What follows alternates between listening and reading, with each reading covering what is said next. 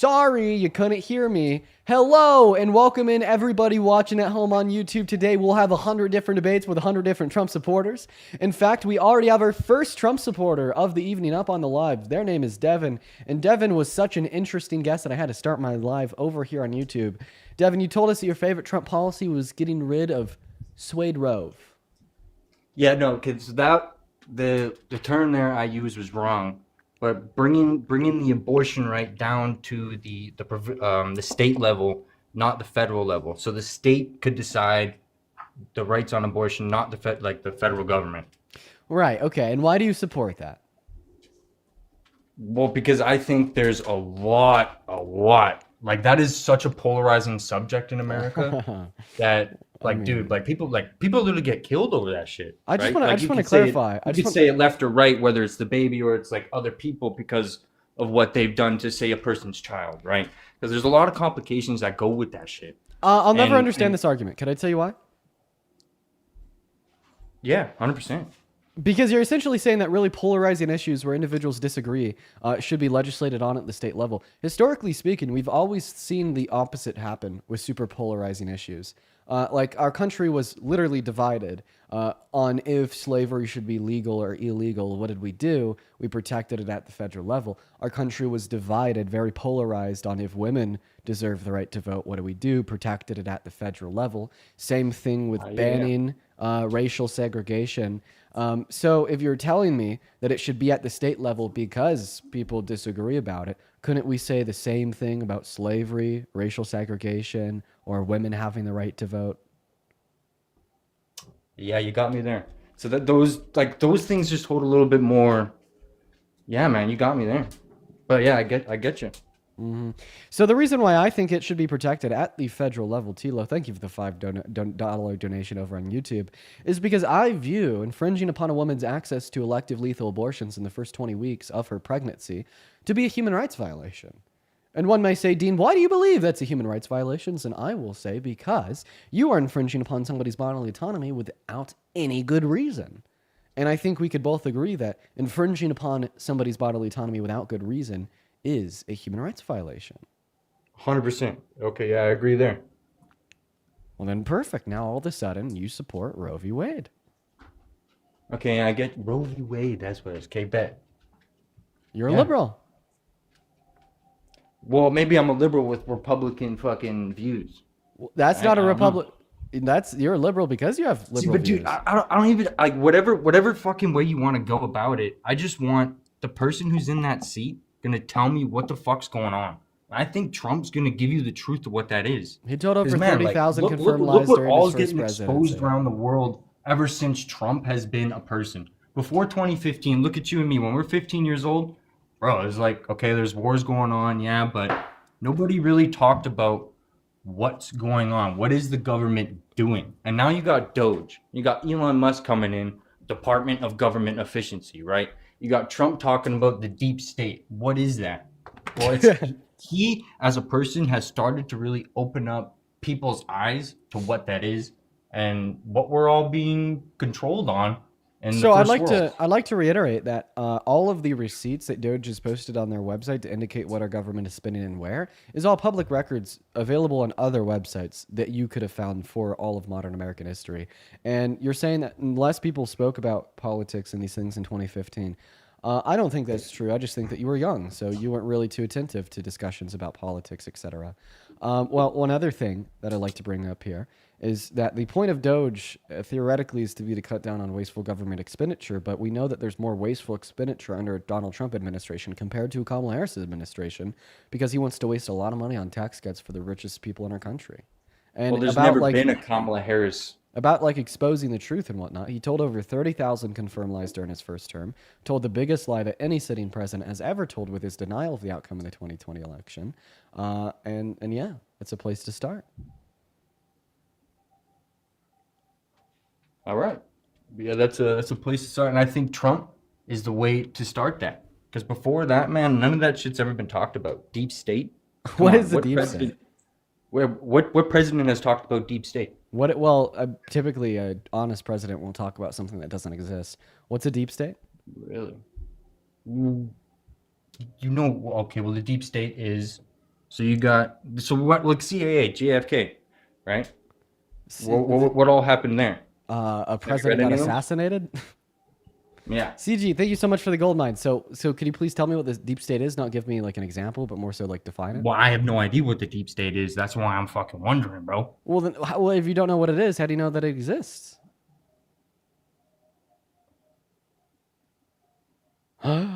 Oh, How do you? Okay, all right. You got me on that. But if you don't know exists, how do you know it doesn't exist? well, You know what I typically, mean? I don't have to provide evidence that something isn't the case, because that would be me Oh. justifying a negative claim. Like, for instance, imagine this. I want to tell you that I voted for Kamala Harris and voted against Trump because the night before the election, he raped a little girl. Would you have to prove to me that that didn't happen, or would I have to prove to you that that did happen? That it did happen. Precisely. So you have to prove a positive claim. You don't have to prove a negative claim. Right. So I can't personally prove the deep state, but I think Trump can. So that's why the vote went there. Oh, so is it just kind of like a trust me, bro? What like I have you faith? want to know what I Why didn't personally he think prove the state deep? Why is? didn't he prove the deep state during his first 4 years? Well, dude, maybe he got like involved with the fucking deep state. Oh yeah, wait. Actually, yeah, I have just as much evidence that Donald Trump is the deep state as you have evidence that Donald Trump is attacking the deep state. Thank you for making a good argument for me. Okay, so there is a deep state. Beautiful. We agree on that. No, I'm saying that I could say Donald Trump is the deep state the same way you could say he's attacking and exposing the deep state. Yo, James, thank you for the $10 donation over on YouTube Super Chat. Thank you so much, James, and Jamie with a All right. 5 and Alicia with a 350. That's very kind. So yeah, there's that. There's that. Okay, well, I so- personally can't prove nothing, but what I think it is there's elites beyond the elites of that what we see. Just as we don't see the fucking, Generation 6 fighter that's just got released, but it's been flying for 5 years. I'm telling you, there's shit that they can hide that we don't know about. Yeah, but you Right. use that fact that the government doesn't have full transparency with their people to then draw conclusions of what the government is hiding from us without any evidence. Like, I mean, I could use the same conspiratorial pipeline that you've sent yourself down to justify that 9/11 was an inside job. What if I started saying that, oh, well, the government hides some things from the American people? There's fighter jets that have been out for 10 years that we're just learning about now. Obviously, they have their secrets.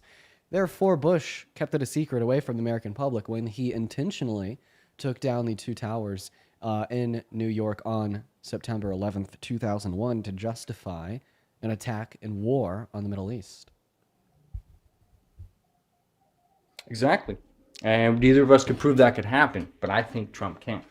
Do you think that 9/11 was an inside job? Or are you kind of like me? And when you look at people that say 9/11 was an inside job, you kind of twist your head and you're like, what the hell are you saying? No, I don't think that was an inside job. Exactly. So I'm going to twist my head know at what- you and say, what the hell are you saying? It's the same Whether, logic. oh, apologies. I think the deep state no, made your dog bark. for real. I'm seriously, that hypothesis has just as much evidence as the deep state made Kamala Harris. But I'm going to move on to the next guest here. Thank you for coming up, Devin, and I hope you have a good rest of your day. Well, man. Hey, man. Jesus is Lord. Peace. Oh, guys. All right. We're going to go ahead and move on to our next guest here. If you're in that queue, make sure that you voted for Trump. If you're one of the 5.4 thousand people on that TikTok stream, make sure that you're double tapping. And if you are one of the 800 people over on that YouTube stream, make sure to drop a like. James with another $20 over on YouTube Super Chat. Everybody, please show some love to James while we get our next guest up in the box. James says, guys, it's not the CIA. Don't believe this guest. We are not, and I repeat, we are not using, and I quote, fake trans mice to hide the real trans mice. We're totally not hiding the time-traveling vampires Alex Jones warned us about. The funny part is I bet Alex Jones genuinely has talked about time-traveling vampires on a show before. Hello, Alexander. Did you vote for Trump? Hey, how's it? Can you hear me? I can. Dean. What's going on? How's it going, brother? What's up, you Dude, guys? Devin. Devin and Alexander, did you guys vote for Trump? I did. Unfortunately, yes, Dean, I did. Devin, do you regret your vote? Yes, sir. I regret voting for a rapist. Bro, Devin, you're the fucking man. More people need to be like you. Show some love to Devin in that chat. Devin, I'm going to kick you because we're just looking to talk to people that don't regret their vote, but you're fucking awesome, and I want you to know that. Everybody, please show some love. Alexander, you're the last one on the live now. Go ahead and tell us all why you decided to vote. Well, I guess I'll just pick up where Devin left off for the Grapus. I live in Oklahoma, right? And you pretty much know how Oklahoma is. I mean, we're all red pretty much.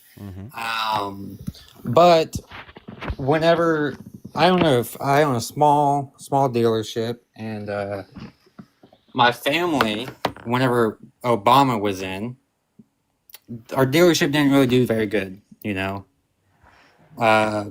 Prices of our vehicles are too much, prices of parts are too much, all of that jazz. Do you sell any F-line Ford trucks, F-Series Ford trucks? Yeah, I do. Yeah, do you know where their engines are manufactured? Some of them are manufactured in Michigan, and some of them are in Canada. So they're actually all in Canada. All of the F-Series Ford trucks are produced in Canada. And what has Donald Trump done to Canada? He's placed 25% tariffs on the imports of all goods from Canada outside of oil and gas, which he's only placed a 10% tariff off. All of a sudden, those $12,000 engines just got over $3,000 more expensive. Right. No, and I see that, and I understand that tariffs will make prices go higher and everything. But I'm really just looking at it as a small town business owner perspective. You see, so I'll be straight up honest. Whatever's happening throughout the world, throughout whatever's happening in California, New York, as long as it doesn't affect me and my family and who I care about, it doesn't really bother me that much. Well, I mean, listen, man. I mean, is the price of your F-Series trucks going up by at minimum $3,000 for just the engines going to affect your business? No, we're a used dealership, so anything that Well, what I mean, even like if the price of new Fords goes up, I mean, you're most likely to see an influx in the price of pre-owned vehicles. Not to mention that it will eventually catch up to you because at one point or another, you know, the Fords being produced right now will be used, and you will be selling them. Right, understandable. I get that, but by that time, book values have dropped on vehicles. Of course, mileage has gone up, so of course it devaluates. What did Biden and Harris do to make your business perform worse? Well, whenever vehicle prices went up because of those chips coming in, that affected it a lot. Book values probably went up on average around $5,000, $5 to $10,000 under, or at least from what I've seen. But what did they do to cause that?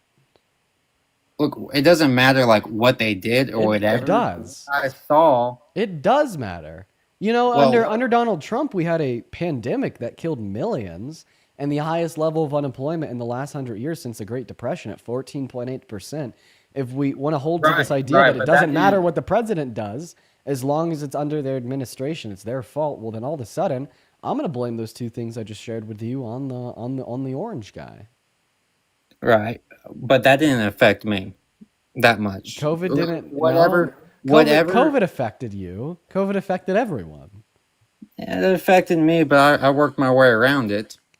So you really don't care. You don't care about anything that doesn't affect you. Not really. So if Donald Trump wanted to enslave a third of our population and it didn't affect you or your family, let's assume that they enslaved everybody in California. And that was great for economic growth because all of a sudden millions and millions and millions of people were working 20 hours out of the day for no pay. Would you support that because it doesn't affect you, and if anything, it makes your life better? Well, that's just a fucked up question to ask. I mean, that's like me saying, It is. What would you say if Donald Trump the drawn out conclusion of your logic? What would you say if Donald Trump came out as trans? Would you support him? No. If he came out saying that he was a girl and that he was a transgender, would you support him? Would you support him? Would I support Trump if they were trans? No. If he came out as trans. No. So you're transphobic? See, that's your question right there. If you're not going to support someone What do you think it means to be transphobic? This is so insane. What do you think it Well- means to be transphobic? Well, the technical, if you think about it, it would be being Wait. scared of trans people. No, Because so transphobia is is an the unjust fear. prejudice. Transphobia is an unjust prejudice held against trans individuals. And the reason why I would not support Donald Trump if they were trans is not because they would be trans, but rather because they would still be a rapist. They'd still have economic policy that's bad for the lower 97%. They'd still be bad for women. They'd still be bad for marginalized communities. They'd still be bad in their foreign affairs. They'd still be bad for Palestine. They'd still be bad for women's access to abortion. Nothing to do with their gender identity and its congruence or lack thereof with their phenotypical sex traits. But I would like to just point out, did you support Kamala Harris?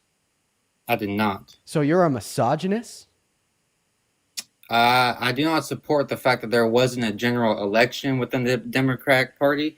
They just kind of forced Kamala Harris in there. No one really voted for her. I don't remember her winning any states, to be honest. So that was another reason why I did not want to vote Democratic, because they didn't even give anyone a chance. Okay, to so vote you for can't it. argue that Donald Trump had better policy than Kamala Harris. You're just going to argue that, well, because she wasn't voted in by individuals in the Democratic Party, that therefore you won't support her. Hey, I have a No. question. Are you a registered Republican or Democrat? I am a Democrat. You're a registered Democrat? No, you're not, How would you know that? because you're from Oklahoma. You Come on, bro. I Come on, can't- bro. Come on, dude. I Come on, can't bro. be a Democrat from Oklahoma. I mean, you're telling us that you're not. You're telling us that you're a Republican, very red, that voted for Trump from Oklahoma. No, I'm a Democrat who voted for Trump. Devin, thank you so much for the baby dragon. Hey, I have a question. Tell me one Democratic value you hold. Socials. I you don't believe in racism. I believe in equality. I mean, Wait, you're saying that it's a Republican value to be racist? I like John F. Kennedy's one of my favorite presidents. Wait, I just want to clarify. Are you saying that it's a Republican value to be racist? No, But you No. just told me that it was a Democrat value to not be racist. are you trying to say? So is Donald Trump racist because he's a Republican? Donald Trump, I do not believe is racist. To be honest, I mean, Oh, I just asked you to name me one Democrat value you hold because you told me that you're a registered Democrat and you told me that you don't believe in racism and you think equality is awesome. Obviously, if you're saying that this is a Hold on, partisan hold on. value of the Democratic Party, well, anybody that falls outside of that party, especially Republicans, you're making the implication here that, well, they'd be racist. They'd not believe in equality. does that sound the same as like whenever Joe Biden said that if you don't vote for him, you ain't black? That was a racist statement that Joe Biden made. I agree. So this means that not being against racism is not a Democrat value, according to you. Because now you're confusing me. Because I asked you one moment. Segregated schools. I'd in ask my you one state. moment. Hello. Listening. I asked you to name one Democrat value that you hold, and then you told me one Democrat value that you hold is not being racist. I mean, I think every single party doesn't believe in that. Doesn't believe in racism, right? We'll get there. We'll get there. So tell me one specifically Democrat value that you hold. I will be honest. I don't go that deep into politics So then why the hell are you a registered Democrat?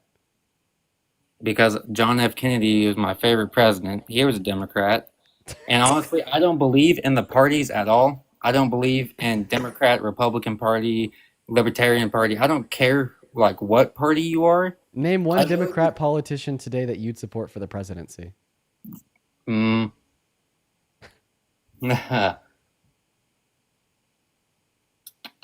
Can't think of one, to be honest. Well, What's that? Yeah, so just admit that you lied. Pete, Just that one, please. Pete. What's that? He was back in 2020. He was Pete the only Buttigieg? guy. Yeah. I liked him. He was pretty cool. I like him. Surprisingly based statement from the guest. That one kind of surprised me. Like no, like he was pretty cool. I remember watching a couple videos of him. I was like, damn, this seems pretty fucking chill. You know? It's Buttigieg. He cooks. But listen, okay, all right. Listen, we're gonna go back to where we started. You Okay. told me that you think Biden's racist. Do you think that Trump's racist? I really don't believe anyone can fully like. I think racism is just what you've been taught. It's not really an actual like hate in your heart. It's what you've been taught. So you Um, don't think anybody's racist? like truly, like in their heart, no. Okay, well, last night I went to a speech by a man of the name of Jared Taylor at a local university, and Hmm. he spoke to me and 40 other people for an hour trying to convince us that America needs to be a YT country and that segregation thing is GOOD. I just censoring my speech because of TikTok because this is hate speech, and that black individuals don't have any place in this country. So he wasn't racist? Well, no, I mean that was a racist statement for sure. But is he Like, racist? He I also think he also told me that him and other white people are genetically related, so they're his family. So he places his family among others. I'm not his family. Just gonna point that out. So was he racist, I believe in everyone's heart because I believe in the good of all people. I bro? believe in everyone, like deep down inside someone's heart, you can change someone to not be racist, and you can change someone. Like I truly I believe that. just want a yes or no. Was he racist? Right there, yes. And at Why that was that point, so hard for you to admit, man? I was just pointing out that I don't believe in everyone's heart. I believe it doesn't matter who it is. Deep down inside someone's heart, they can be changed, and I believe that. And I believe it's not in. So you're all that you're saying here is that individuals aren't forced to be racist, okay? Right? But I don't understand what the relevance of the statement serves for our conversation, or how it indicates anything of importance for what we're discussing. I think that Donald Trump is racist, and I think that Donald Trump has, consciously chosen to not change. Well, I do believe that he has said a lot of racist things. I will admit that. Oh, could you give me an example of him holding himself accountable and apologizing for any of the racist things he said to demonstrate that he's changed? Oh, I never said that he changed. I never So said that. if he was racist, when he did a bunch of racist things and he hasn't changed, that would imply that he's still racist. If that's what you believe, That's what. No, that's the implication of what you believe you can do things that are racist. without being racist. No, without having hate in your heart. Like, let me think of something. Hate in your heart. So you can do things that are racist without having hate in your heart. Okay, but I'm pretty sure that you're trying to use this as a rhetorical tool to discount the harm of Donald Trump calling all No, black people no, calling all black not at people all. That's not lazy, what I'm saying. No, no, no, no, no, no, no, no. etc. Like you're That's using not. it as a so I'm explain to us the relevance of this response to what I had said about Donald Trump. Well, what I think as in America, I think we need to get down to why people hate people just because of the race. Like there's an underlying reason why, and I'm not saying it's Um, good. I'm not saying it's good at all. It's still bad, but everything has a reason, whether it's a good reason or a bad reason. So if we find out that reason, whether it could be mental illness or whatever, when you talk to these people who are actually racist and live their life by that, and then help them change, try and convince them to change, because you can put in all the policies that you want, all of the like the Civil Rights Act, you can do all that legally all you want, but you can never change someone's mind about something until you sit down with them and explain and talk with that person in a nice tone instead of just immediately yelling at them, calling them racist, saying that they should die. Because the goal is to change people. You see? Yeah, I mean, um, here's the deal. I would never blame a black American for calling a someone like the individual that spoke on the stage last night racist, or being incredibly upset over racism as a whole because of the hundreds of thousands of black people in America racism has killed, enslaved, or harmed unjustly through systemic racism in the last 300 years in the slightest. But what I will say here is like, okay, I agree with the sentiment that there should be advocacy to make people go from racist to non-racist. but I don't understand the relevance because once again, all I was asking you was if Donald Trump has done racist things. You said yes, he has. I then asked you to give me any evidence that Donald Trump has changed or become better, and you said he hasn't. So this means that Donald Trump is still racist today. Then I guess he is racist, you know? So why would you vote for the racist over the non-racist?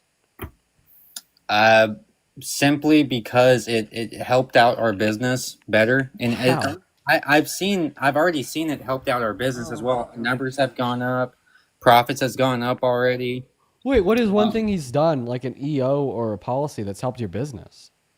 I don't pay attention. All I look at is what's in front of me on my computer, what's my numbers, what's my financials. Really? And Wait. So I could attribute like the success of my streams insofar as like maybe like how much donations I make in one day compared to the next. Let's just say, oh, like this month I made a lot more money than last month. Individuals were much more generous and they donated much more to me. Like that's Trump's fault. Trump did that. no, Yeah, no. well, that's the logic you're sharing with us. I gotta thank a couple people. Quentin, thank you for the $10 over on YouTube Super Chat. W's for Quentin, W's for Trump and Quentin in the chat for that. Then also Ryan for the $20 Super Chat over on YouTube. W's for Ryan and Trump for that. Gold, thank you for the $20 Super Chat over on YouTube as well. Shout out to Gold and Trump for that. As well as James with the oh my god, $60? With the $60 in super chats over on the YouTube. Holy crap, James, thank you so much. Everybody show some love to James, dude. Thank you so much for the love. Everybody show some love to James and Trump for that. Wow, that is just phenomenal. So I don't know why everybody in the chat is spamming lag. Am I lagging for you, Alexander? Nah, man, you're good. Can I ask you a question though? Yeah. Do you believe that a white person can be, or not? My bad, I worded that wrong. Do you believe that people can be racist towards white people? Do I think that you could be racist towards a white person? Yeah.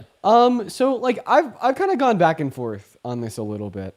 If I define racism as like just interpersonal prejudice or racism as like the perpetuation of like systemic oppression. Kind of both. Let's like mix it. Kind of like a little bit both. But like listen. So like I don't know, like a year and a half ago I would have said yes. A year and a half ago I feel like I just defined racism as interpersonal prejudice. But then I kind of started learning more. And then I was like, well, like interpersonal prejudice held by white people towards black people compared to interpersonal prejudice held by black people towards white people is like significantly different. And I think that that needs to be acknowledged. Like, you know, because there's so many white people in positions of power, because white people hold more wealth in society, because white people are more institutionally ingrained into what runs our society, you know, that interpersonal prejudice becomes something more than, you know, just that, a conception of a thought in one's mind, and like an actual tool of force to harm marginalized communities such as Black Americans. So, like, I'm pretty comfortable today, like saying like probably not. However, like I'm open to further discourse on it. Right, because I live in Cherokee Nation, which I actually live in the capital of Cherokee Nation. I probably shouldn't have said that, but which Wait, I live on. are you I live on. are you Cherokee? No. I am the whitest you can get. I'll tell you that. I am Irish, Scandinavian, and German, and that's it. So I'm not Native American, and I live on the reservation. Now there's this high school here in my town that I really wanted to go to, but it's a native school. Just out of curiosity, how are you allowed to live there? Like, did you get did you get an allowance from the tribal leaders? No. So you can still in Oklahoma, you can live on a reservation because it's Oh, dude, that's so fucked. Dude, I hate that. I hate that. I think that like a lot of that responsibility really falls on the government of Oklahoma. Wait, like what do you mean? What do you hate? I'm confused a little bit. My bad. Like okay, dude. So a long time ago, a really long time ago, indigenous Americans, they lived across the entirety of North America. And then a bunch of colonizers came into America and they started tricking them to steal their food. They started killing them. They started intentionally spreading disease to wipe indigenous Americans out quicker, to have more of that land, to grow their new empire. It ended with the deaths of 100 million indigenous Americans. They used them to their advantage. They fucking raped the indigenous women. And as America grew, they then pushed the indigenous Americans that were left in the country into smaller and smaller and smaller reservations and areas of land, and they killed all the buffalo to starve them. You could find pictures on Google of piles of buffalo bones after killing as many as possible, so they didn't have any food. Trust me, I learned all about that in school. Yeah, I bet, because if maybe like if you live on a reservation and you went to a high school that was predominantly with Native Americans, like I bet they spoke a lot about that. But then as we had an official government and started drafting legislations, we were like, okay, indigenous Americans can have some land in some places. But I guess now there's some state governments like Oklahoma's that doesn't restrict, like non-indigenous Americans from living on the reservations. And I think I strongly disagree with that. hmm hmm Well, the reason why I brought that up, and I understand what you're saying, and the reason why I brought that up is because I've actually experienced, and a lot of my friends, and I'm friends with like my best buddy Marcus. I love Marcus. He's Native American, a little bit Mexican, a little bit African American, and he likes to call me Salt because I'm white, and he likes to say, "Hey, you're my salt, I'm your pepper." You see, and I've noticed here in around here, there's not many racism towards like Mexicans, Native Americans, African Americans, all that. But there's more racism towards like the Caucasians and at least where I live. At least where I live. Yeah, were your ancestors genocided by the indigenous Americans living alongside you in that reservation? No, but I think that we could see drastically different impacts of an indigenous American calling you salt and a white American, calling a black individual the N word or perpetuating racism towards indigenous Americans. And I mean, it's not just like the colonization of America, but I mean, it's also like modern day practices, like one that you just pointed out. well, I wanted to go. The middle of the road from the colonizers was to give indigenous Americans some land to have some sort of autonomy over, Right. right? And I guess now there's some state governments like Oklahoma that is still stripping the autonomy away from the ownership and governmental structure of said land from the indigenous Americans by allowing individuals outside of, for instance, like a group of Cherokees living on the reservation where you do to move into the reservation and own land. But I mean, do you have any other reasons why you voted for Trump? We could continue to talk about this. Well, I just wanted to. I was about to say, I wanted to go to the high school here in my town, like really bad, because they have a great business program. And whenever I submitted my review and like submitted my application to go there and everything like that, literally on my denial paper, it said you cannot go here because you are white. Well, I think that kind of makes sense. I'm surprised that you could even live on the reservation because you're But white. but what would happen if someone made an all white school? Like, would that be fair? Bro, I'm just I kind asking. of, I kind of, I Like, kind of just explained this to you. I kind of just explained this to you. you Like, can't you do can't you have do you think that racism. the existence of reservations, You um, can't have if you want to be equality, it's everyone together. You can't hey, have I have a question. What funds that high school on the reservation? uh, Oklahoma, the state of Oklahoma, because the state of Oklahoma funds Cherokee Nation. So, And then so there's some money given to different nations from state and federal governments. And why do they do that? personally, I don't know the reason why. I don't know their exact reason. Okay. Well, it was like once again like the middle of the road for a bunch of piece of shit white people. This was years and years and years ago Right. to basically say, well, we've taken 99% of your land, so now we're just going to give you this 1% of land and maybe like some money to like run governmental and public institutions on that land for you and your people. But it's like now we got a white guy that wants to go on that land and live on it and use and drain those resources that were intended for said Cherokee Nation in which you are not a part of. I don't think it's wrong at all for the Cherokee Nation to say that you cannot be reliant upon those resources meant for them as you're not a part of their nation. But if we want equality, you want to bring everyone together. You don't want to have this one section over here. Okay, this is for the Native American people. This is for the white people. You want to be like, this is for all of us, right? All of us together instead of separating people back into groups. I have a question. Was the colonization of America equal? Was that equality? No, no. So But that I was mean, well, 50 I mean, years. if you truly wanted to advocate for equality, as it relates to the treatment of indigenous Americans, I think that the answer to that question would be giving them even more land. Well, that was 300,000, or no, I'm sorry, 300 years ago. I almost goofed up. That was 300 years ago. We're talking about today. I mean, we need to stop focusing so much on the past. We need to look at what's going on right now in America and how to fix right now in America, and quit looking at what happened in the past. So you think it'd be a shining example of equity for you to have a claim to government resources intended for the Cherokee Nation, in which you are not a part of. That is an example of equity. I don't believe there should be any or I don't think it should be just meant for them.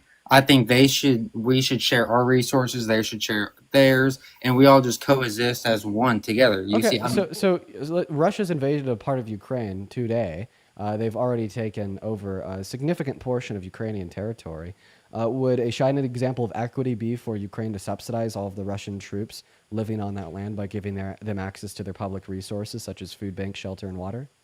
but we're talking about America, not Ukraine. I mean, Okay, so it's only equity as it is in America, but not in Ukraine? look, I want Really? equality in America. Whatever they're doing across the world, that's their business. That's Yeah. what they're doing. Here in America, I mean, let's just make it equal instead of just being like, okay, black people get this, Native Americans get this, white people get this. Let's be like, all right, we all get everything. Okay. Why can't- Okay. why- Watch this. Watch this. Watch this. So, if you just want to give the same treatment to every single soul in our country, regardless of historical disadvantages that have existed and the disadvantages that exist today, this will actually usher in less equity and less equality for everybody. Because think about it this way. White people didn't undergo 250 years of slavery and its aftermath. White people didn't suffer through racial segregation. White people didn't have a government that restricted their ability to own property, open a business, or own a bank account to grow generational wealth for their children and their children's children. White people didn't have to go through these things. So if we were just to ignore the fact that black people in America had to go through all of these things that have now systemically disadvantaged them, even today, and we were instead to say, ignore one's race and treat everybody the same, well, then all of a sudden, black people will continue to be disparaged. Imagine if you were playing a game of Monopoly with your friends. The banker, for whatever reason, really fucking hated you. He only gave you $10, gave everyone else $50, right? Then Mr. Jesus 2.0, man of equality, walks in and he says, well, I understand that you've been disadvantaged. I have the option to now give you an additional $40 to account for the fact that the banker kind of cheated you out of $40 to begin with. But instead, I'm just going to continue to treat you the same way I'm going to treat everybody else.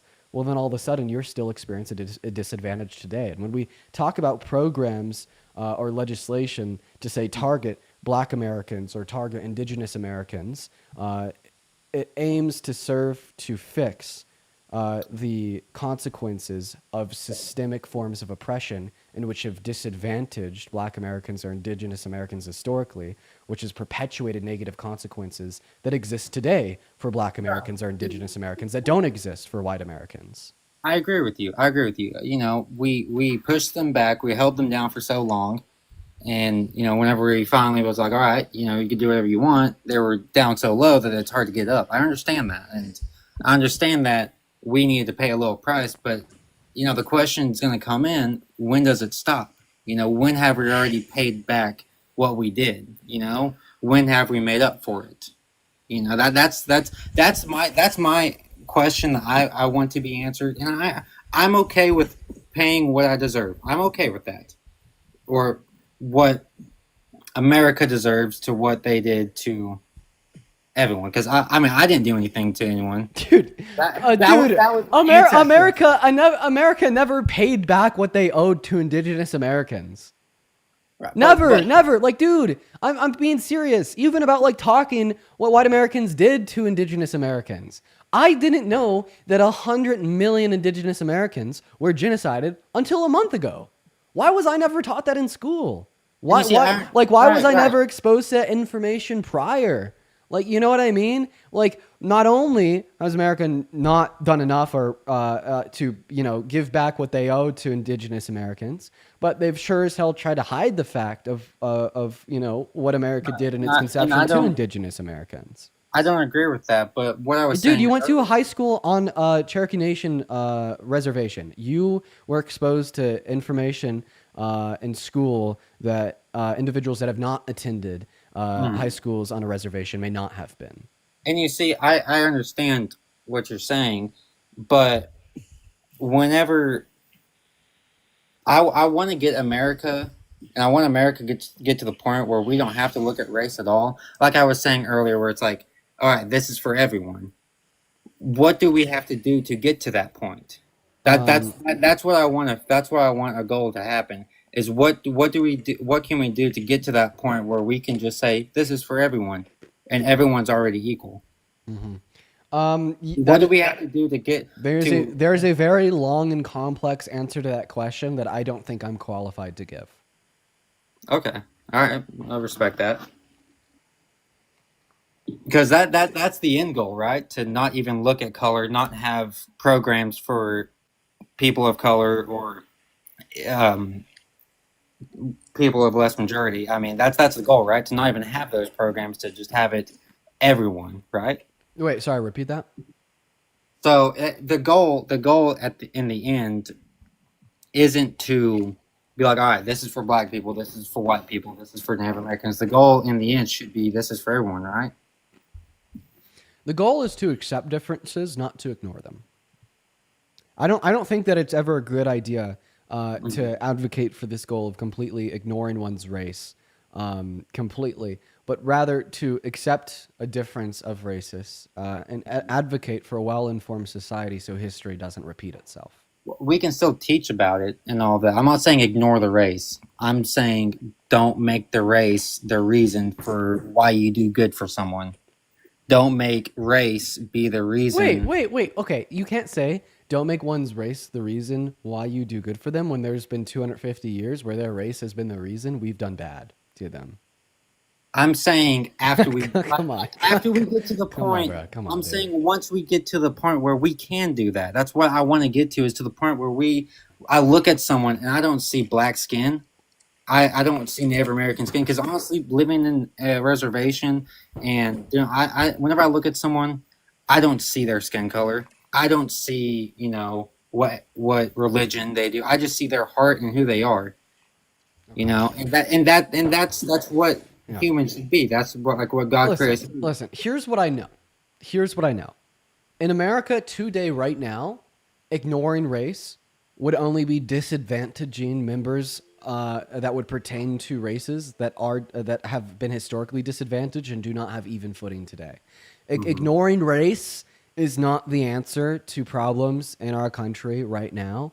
Now is a point where we don't ignore race, but we rather look at the disadvantages that exist in different communities across our country and address them, which requires the idea of not ignoring race. But is there anything else that you want to go over?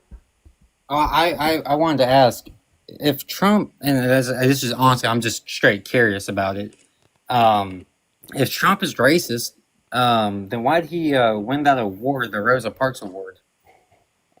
I'm honestly curious. I have no clue what award he won or why he won it. But that doesn't mean he didn't call all black people lazy in 1993 or affirm the fact that he said that in 1997. I'm not saying that doesn't I'm not mean saying- that he didn't deny housing to black individuals in the 70s. It doesn't mean that he didn't call for the death penalty for the exonerated Central Park 5 10 years after. The fact that doesn't mean that he didn't perpetuate the birth or myth of Barack Obama, saying that he was born in Kenya so less people would vote for him. And quite frankly, I'm looking at my live chat on both YouTube and TikTok, and a whole lot of people are saying that he didn't win any damn award. I've seen it here won the Rosa Parks Award. And I wasn't saying he wasn't racist. That's not what I was saying, but that's just a genuine curiosity of mine. Trump win Rosa Parks Park Award. I don't know. Let's Google it. Let's see. Fact check. Ellis Island Medal of Honor was given to Trump in 1986, but not for racial justice. Mhm. I didn't know. I was just curious. Okay. All right. Well, is there anything else you want to go over, man? Yeah, no. I mean, if you had any more questions for me, though, All right. Well, we're going to go ahead and move on to our next guest. Have a good rest of your evening, Alexander. Everybody, just give us a moment to get that next guest up on the live. And Janet, thank you so much for the $50 super chat over on YouTube. Holy shit, Janet. That is so kind. Diva Janet is back in the building with us again today. Thank you so much, Janet. And Seth with the Flying Jets. You were awesome, Seth and Janet. Everybody, please show some love to Janet and Seth in both of the live chats. I want to see at least 500 W Janets and Seth. Thank you both so much. Janet Janet says, love hearing and seeing you, Dean. I love seeing you too, Janet. You're awesome. Shout out Diva Janet. Shout out Foco. Y'all already know. Wendy, thank you for the $10 over on YouTube Super Chat. And Danielle with the $20 Super Chat. Thank you so much for the love, Danielle and Wendy. And then Alien with the $20 Super Chat as well. Everybody show some love to Alien. Oh my God, you guys are being so incredibly kind today. And then also Bean with the 20 Canadian dollars over on YouTube Super Chat. Everybody, W motherfucking Bean. All right. We're going to go and get that next guest up the box right now. And then Bean with another $20. Yo, Bean, I don't know if you meant to send that twice. Hit me up on Discord DMs if you want me to refund one of those, because you sent the same message twice. I'm concerned that you may not have meant to do that. And I want to make sure that, you know, you're not out more money than you meant to be out. But thank you so much for the love, Bean. And then also Ryan with the $20 super chat over on YouTube. You guys are going absolutely ham on the super chats right now. Honestly, let's just get a bunch of super chatter W's in the chat. But we're going to go to get that next guest up on the live for the next debate as we speak. Seth, thank you for the money gun. So do you just go ahead and give us a minute? We got the next guest, SMN here. What is up? What is up? What is up? Did you vote for Trump? I meant to, but I moved. So I had to wait to get my, Would you have voted What for was- Trump? I would have, yes. All right, that's good enough for me. Why? Well, there's just a couple of reasons because honestly, I feel like I'm kind of in a standstill. Sorry, I'm at work. I was really liberal like my whole life, really, really liberal. And kind of honestly, as I have grown up, I've become a little bit more Republican. And honestly, it was just, I felt like I'm trying to think of the word, but it was just seeming like everything on the left was it was just too much to deal with. It almost felt like bad to be, I don't know the word I'm trying to deal with or say, white in a way. I don't know. It's just, it felt like I was constantly it just felt bad to be white. That's, and plainly. So you think that the Democrat Party attacks white people? No, but I feel like, So what are you saying? no, kind of like the last guest was saying, like, I want everything to be equal for everyone. No. I want you to explain what you mean when you say that it feels bad to be white. It not in like just general, but in like, it felt like, why are we making race such a big issue. Oh my god, dude! Oh, you suck, man. You suck. How does that suck? Do you How? I want you to explain to me. I just didn't want do you, to- Do you I- have it like? just- Do you have like? So do you like feel bad for being white? I don't, but No. it felt like it was constantly traced back to people that I have nothing to do with. That's not a part of my heritage. You know what I mean? It was so like, I don't know. I don't know what you mean. No, what do you mean? okay, so what if do I you- went on like, who are you I talking have a about? clip. Okay, I have a What do clip. you? What do you? Wait, people that are not a part of your heritage. What are you talking about? Maybe I need to pay Like- closer attention. No, I'm saying like it was constant. Like if I go on X, for Uh-huh. example, it is so much hate all the time. Like I literally had to delete it because it felt like constantly like The only hate regarding race that I see on X is against black people, trans people, Jewish people, which isn't a race but rather an ethnicity, women, Hispanic individuals, gay individuals, lesbian individuals, bi individuals, and like any other you're completely right. any other marginalized group in Well, America. you're Are you completely kidding right, me? but I X is like the also- most alt-right platform ever. Dude, I But swear I to can God, also I could see it- open up X on my phone, scroll for less than 30 seconds, and find at least one person saying something racist, homophobic, sexist, etc. And you're 100% right. I can see that as well. But I can also see when I'm joining in groups and everything, it is instantly like I hate white people. I hate white people. And I was like, what the fuck did I do? Oh, so Because wait, I so- felt like, so- and I'm so I not just wanna coming from clarify. a bad, because So- I didn't vote for him. I didn't. Now, if I would have gotten it, I probably would have, just because, and not in that term generally, but I felt like the immigration thing was it seemed like an issue that I could more identify with on the right than the left. Oh. And I Okay. did. Okay. I felt like that. Is Well, that bad? no, It really was. I think that we just need to explore this further. I think that having a little conversation with you about your views on not abortion, but immigration and how they align with the views of the right. And I'm always maybe we open could to bring learning any more. parallels. With your don't- thoughts no, on don't come one at- moment. See, One but moment. this One moment. Maybe, ahead, go maybe ahead. we could see if we could draw any parallels between your beliefs here. But let's start here. I want to talk about immigration. What are your thoughts on immigration? Give me a Trump immigration policy that you're a big fan of. Okay, one thing before I start, okay? Are you gonna tell me to not call you racist because you support Trump's immigration policy? No. I just wanted to say, No. so the one thing that I did say was it almost, and like I said, I'm not coming because I could be swayed either way. I'm serious. And I didn't vote for him. Yes, I was probably going to, but I'm also more open. Like I watch every single thing with, you guys and like you and Parker. I watched Charlie Kirk. I watched Candace Owens. I love Candace Owens because I feel like on a lot of reasons I can agree with her. But the moment I said for a minute that, it made me feel, just because my For You page is a little bit different than yours, and I felt bad for being just white, boom. Okay. Crazy in your chat. I'm just saying, because you could sway me either way if I get more information. I'm 27. Bro, Candace, literally am always learning. you can't say that you don't like it when people say I hate white people on the internet, and then say that you support and watch Candace Owens, who spent 28 episodes of a series arguing that Kamala Harris isn't black. I haven't watched that one. I just get more interested in like conspiracy theories. Yeah. But like I said, I was a liberal my whole life, and then just like not long ago, because I still watch stuff with you and Parker all the time. Okay, Not long ago, I just want to hop in because you continue to go back to like, oh, how you see on the internet people say that they hate white people. Here's my thoughts on that. Okay, so I mean, I've seen a handful of people, a very small amount of people say that, and like 99% of the time when I see somebody say, oh, white people suck, or I hate white people, like I usually like read it as like almost like satire that is like rooted in a white person treating like an individual that's not white like shit and just straight up being racist, or them experiencing racism. So then like indicating some type of satirical, like kind of funny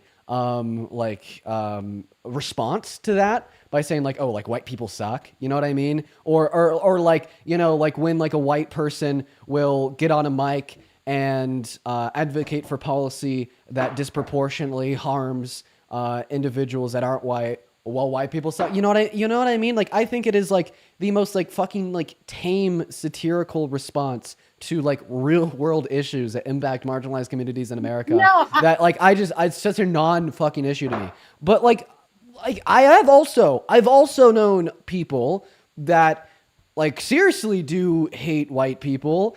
I mean, I personally have had like an individual call for my death because I'm a white liberal, okay? But when that happens, that leads me to look at that person and be like, dude, like, you're kind of like, that's kind of nuts. But it doesn't like resemble any larger ideologies that therefore I should vote for Republicans. You know, Well, it doesn't I mean- resemble any larger ideologies that like this one person being very serious saying that they want all white liberals to die is resemblant of anybody outside of them, and they're kind of fucking nuts, right? But like when you try to like victimize yourself and paint this narrative that, well, it's not just about maybe this one pure person that did seriously call for the death of all white people, which is nuts, but it more so is resemblant upon a larger group of people, like all liberals. I think that is taking it way too far, and that is just such a drawn out reaction that's pretty harmful. It wasn't even just like, oh, like, just my race. In a way that was just kind of it. And I should go back. It made me not hate who I was. I don't want to be a victim. I'm just saying, and the things What? that I've seen, Bro, and I'm just saying, Bro, I had somebody listen- call for my death because I'm white. That didn't make me hate myself. I was like, you're No, fucking no, crazy. no. My No, reaction is that's- that the person that said that was just nuts. Okay, I'm going to move on with my day. If you would let me just, Of course, I interrupted you. Go ahead. It's okay. I get what you're saying. I truly, truly do. But I'm saying a lot of stuff from the left, it really felt like the things that I would, more my values were starting to more align with the right. And because I was still a lot of values leaning still left, because of any of my values leaning right, it made me feel like that was just like completely fucked up. That's not a left-leaning value. To like seriously say that you hate all white people and that you want all white people to die and you want all white liberal, that's not a left value, okay? It was like a creator in like the TikTok debate sphere that said these things about me and like other white liberals. And you know what? The average left-leaning person's reaction to what they had said was? That is like fucking like harmful, and it's so crazy to promote because then it's going to lead to like people like you using that as an excuse to go red. No, well, I mean, It's like it is not a left-leaning value to say that it's okay to So- unalive all white people. So, like me saying in a small way, me saying that I think we should have better vetting process for immigration. That it was just like, fuck no. Me saying that I don't think we should do like and gender affirming care, whatever the fuck it is, for anyone that's under 18, even though that's like really not that crazy to a lot of people on the left. That's just like, what the fuck is wrong with Can you? you repeat that? I'm sorry. I'm tired today. I didn't have my coffee. I didn't. It's get that all much right, but sleep. you should not be me as I hit my vape. You shouldn't be vaping Oh, I because don't do that. It's an anxiety pin. I appreciate the concern though, but it's just lavender and caramel. I saw like something on my For You page where like exactly. I don't know. It looked like you were your No, I heart was wasn't. It was hurting. lavender and caramel. Oh, okay. Oh, my heart. Oh, Yeah, like on a serious note. Okay, meme aside. Yeah, no, I was Yeah, serious. Like jokes, I saw that- jokes over for a day. No, good point. Yeah. Yeah, because I was like, oh, is he still vaping? Because it looked like you were It's- clutching your heart, and I feel like I've been having fucking like heart palpitations from vaping. I'm trying to quit so bad. It's so hard. I'd say stop saying that word on the live. I don't know if like TikTok will restrict that. They don't let you Oh talk yeah, about. you're right. I'm They don't talk sorry. about DRUGS I don't go like on at all. TikTok live much, but I wanted to say like, But let's okay, stay on so topic here. let's not say white. Okay, that was wrong because I'm white. I meant let's because in the beginning I said it made me hate being white. I meant to say it made me feel like I couldn't be kind of both in a way. I know you really it's hard to be both. What but are you I saying? I feel like I was having values that were leaning right and left, but if I was having values leaning right while most of mine were on the left, it made me feel awful about myself because and which made me drift more to the right because it felt more not crazy. And I feel like that's what Okay, makes I have a me question. lean. I have a question. So, so you're saying like, oh, you saw one person online say that they hate white people, so then all of a sudden, No, just no, listen, just dude, listen, you just know listen, that's just listen, not just true. listen, just You listen. know that's not true. Just listen. You saw like one person on the internet say that they hate white people, then all of a sudden you're like MAGA. Hey, I have a question. What does MAGA think about women? What do they think about women? Oh yeah, I mean shit. You may I see like, feel like- one moment. You may see right like a couple people of color on the internet saying like, oh, they hate white people is a satirical, tame response to a white person being incredibly racist to them, which I find no issue with. In fact, I've kind of seen that a few times and thought it was pretty fucking funny. Okay, like Bay's satirical response. I don't know. It's just me though.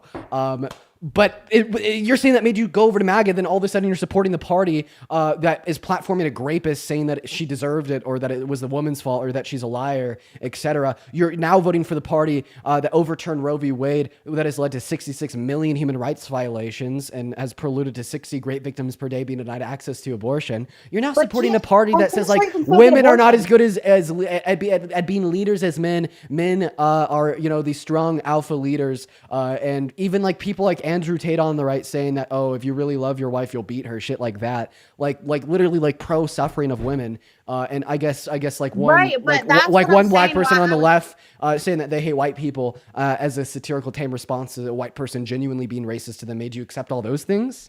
No, no, not at all. I'm saying yes, there's bad people on the right, but there is also bad people on the left. Like you're like Andrew Tate. I don't give a fuck about Andrew Tate, but I see people with bad values on both sides. Honestly, we need to scrap all of them Question. and just have someone that's like upholds really good values. Question. as president forever. Question. What real material harm have you or other white individuals experienced by some black individuals satirically stating that they hate all white people as a response to a white person being racist to them? Because I could tell you the real material harm and impact that you and other women have experienced as a result of the misogynistic rhetoric, beliefs, attitudes, propositions, and legislation on the right.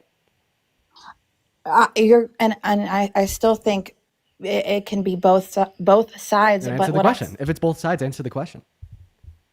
Say it one more time. What real material harm have you and other white people experienced as a result of some black people satirically stating that they hate all white people as a response to a white person being racist to them?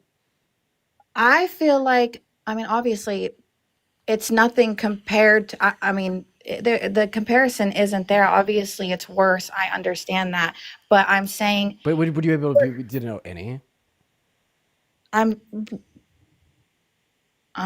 it's Okay, what is it? racism. It's racism. Well, I'm asking you for the real material harm that it generates. Would you be able to fill me in here?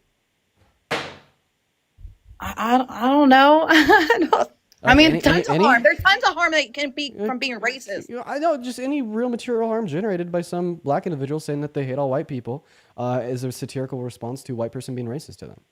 I think if you constantly, I feel like America is so divided right now that if you are just generally No? white or cis or whatever people say, I mean, yes, it's bad. I don't know what other harm there is. Yes, it's bad. It's awful. It can cause multiple problems. But I'm saying So then name one.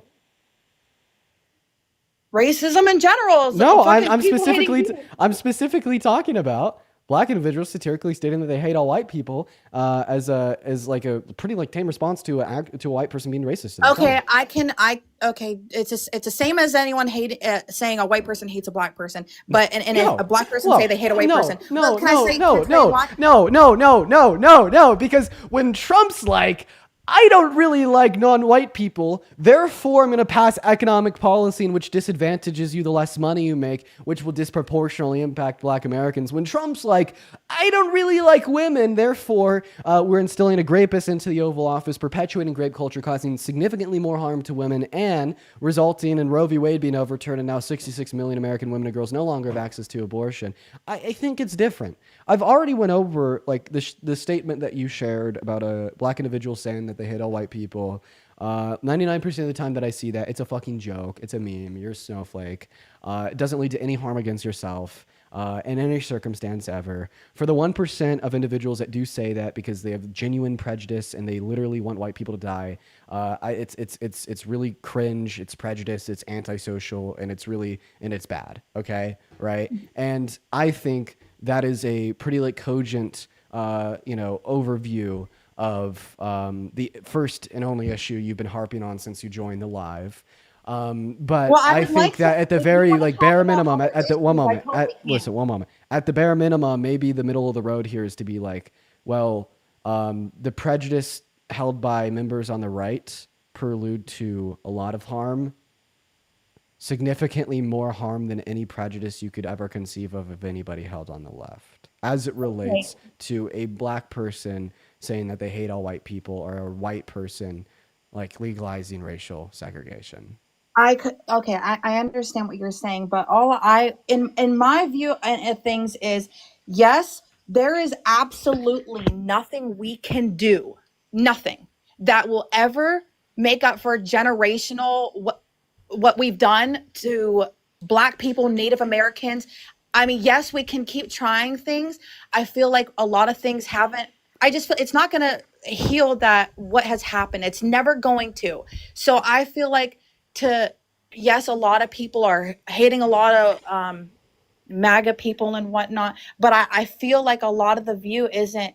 It's racism on that side because that's not where I come from. Bro, It comes I'm not okay with accepting the view that equity can never be achieved in America. I know you say you're not. I'm you're not. not. I'm against accepting that view because Right, it sounds right, I because get like I also like am like totally against accepting that view from somebody on the right because you're No, essentially I saying understand. you're There- essentially saying just give me a moment.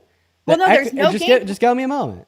You're essentially just saying If that someone you're could not give giving me me a an moment. answer. You're not giving me a moment. I asked for a No, moment. if someone could literally All right, give well, me then I'm an going to go answer to on mute you. what- Just give me a moment. For the last time. Because when you're saying that equity can never be achieved in America, therefore you're going to vote for the party that'll try to make sure it's never going to be achieved.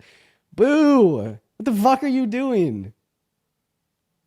Like, goddamn, you're over here saying, oh my God, white Americans have treated black Americans so damn bad that I'm going to make sure that white Americans treat black Americans worse.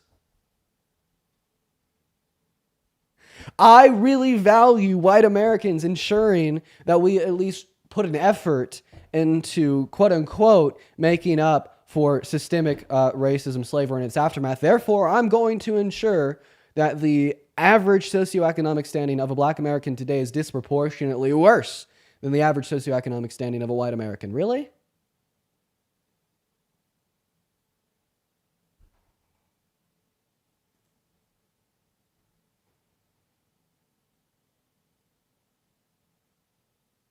Unmute, please. I sent you an invite. Maybe while she's unmuting, I could thank some of the donors. Oh, Is this? No, she's I don't know how to do it. Okay. I understand what you're saying. I'm not. I feel like whenever I'm watching, because I'm a stay-at-home mom. A lot of the media I consume is right at home or on my phone, like watching a lot of debates from you guys. I'm trying to, consume a lot of information. Yes, I am so lost right now. I know people can hear it, but if you want to hear my views on why I feel like I lean more right than left, I feel like no, I'm not saying I'm voting right just because I feel like we can't do anything. I feel like if someone could give me a fucking answer on what I could do, I would love to do that. But it's not. It's not without. But it's not without. You want to know what to do? No, not vote left because You I'm know what to also a do? lot of my values are right. You know what to do? Vote blue. But there are a lot of I'm my just kidding. I'm values not are a right. DN shill propaganda. I am not a DNC shill. Everybody watching, not a DNC shill. Just it rhymed, so I thought I'd say it. Maybe it would apply to the last election. Yeah. I just don't feel like. I feel like if we could, I don't feel like you could. We should be like people say reparations. I have a question. What are your right-leaning values? Obviously immigration. Obviously Like what? What right-leaning immigration values? I just feel like there's no perfect in between. I feel like we should have immigrants. 100%. We are literally nothing without immigrants. but I feel like there should be better vetting processes of For who? for migrants coming in. Okay, such as what? I don't know, not too much and not too little. I don't want to make it 6 years for someone to gain citizenship because that just Yeah. seems so. So Insane. what are the current vetting processes of legal migration? Well, I don't know, but I know a little while ago it seemed like just anyone could go in through an app. It was that not it? Oh no. So you're talking about the CBP1 app? That was an app Or given just breaking would through. you, Or would just you breaking allow me to through. finish? Yeah, go ahead. Sorry. That was an app given to asylum seekers just so they could have updates on their court appearances, so they could continue through the process of seeking legal citizenship or residency. Asylum, a status of asylum. I don't know why I said a citizenship or residency. The reason why this app is good is because plenty of asylum seekers don't know when their court appearances are. They forget them. They don't write them down because or miscellaneous reasons. And we'll see like tens of thousands of asylum seekers completely miss their court dates because they don't know when it is. So this is an app to make sure that asylum seekers are more in the know of where they got to be and when to continue their process towards, the asylum status in America. Why would you not support that? That reduces the amount of undocumented migrants in our country. And I might have just had it wrong in thinking that it was just to come through, but okay, let's just say walking right past the border. I feel like anyone could come in. Who would want someone that shouldn't be coming over? I feel like, yes, anyone could come over that wants a great opportunity. It shouldn't take 6 fucking years for someone that's working just as hard as me to gain citizenship. I feel like every American should fucking take a citizenship test. 100%. If you can't be in here, it's not fair. So I'm guessing you're like saying that you want to reduce undocumented, oh my God. I just don't want One somebody moment. coming in. I'm saying that you want to reduce undocumented migration. Okay, well, you're okay with somebody going to the White House, that's bad, but you're not okay with somebody coming in the country. I don't that's feel bad, like so. Trump is. I don't feel like Trump is bad. He's I a feel violent like he's a violent fucking criminal. He's raped a woman. Okay, He's committed 34 right. felonies. But he wasn't okay. Well, the 34 felony things wasn't it something that had never been happened before. They like changed the rules just to do that. To him? Propaganda. No, wrong. Okay. Oh, I can say the same thing about propaganda on the other side. I see he's a convicted rapist 24/7, but he's actually not. He was held liable for rape. But he wasn't convicted, was he? Liability. When I say he's been held liable, that means that a unanimous jury of 9 in a civil court all agree that he was guilty. Yes. But then why wasn't he convicted? I'm not. That's what I don't understand. That is the quote unquote conviction. Right, but why would you rape someone? Why don't you if go a to jail? conviction is just a guilty ruling from a jury, he was convicted. And Right, why is he but- not in jail? Because it was a civil court. But rapists go to jail. So some rapists, well, actually, majority don't. Majority roam free on the Wasn't streets. Kamala husband? Would you allow me to finish? Yeah, go ahead. Sorry. So majority don't. Majority roam free on the streets. But for the rapists that are prosecuted, some rapists are sent to jail with the use of a criminal court. Other rapists are sued in a civil court. And the reason that Donald Trump was held liable in a civil court compared to any criminal processing was because of the fact that the statute of limitations had ran out on Eugene Carroll to pursue any criminal litigation. Right. I just feel like there's a lot of around that case that seem really, really lack of evidence. Like I feel like if you are going to convict, I mean, not yes, if you feel like the need to do it way later in time, I mean, yes, I guess they'll try, but rapists should go to jail. I feel like that whole thing is really just wishy-washy. I feel like if we literally all could see that, yes, he raped someone, went to jail, we would be like, okay, yeah, no. If we see, okay, he's got 34 felonies, went to jail, spent prison time, okay, yeah, no. But it's just none of these are happening. Wasn't Kamala Harris's husband accused of rape? No, not that I know of. I look it up. I promise you, it's some Kamala Harris's husband was. It was something about he was accused of rape or. No. I literally saw. I looked on it on. I looked it up. I just Googled it. I can't remember exactly what it was. I wish I could exit out of this so I could see. I would know. Yeah, he hasn't been accused of rape. Hey, real quick, why do you care? If he was accused of rape, why do you give a shit? I would give a shit because if he is accused, isn't it the same thing as accusing Donald Trump or being held liable? Wouldn't it be like tit for tat? An accusation is not the same as being held liable. Yeah, But oh, let's- wait, but one more let's- thing. let's stop. Let's assume that it is. Okay, it's the same thing.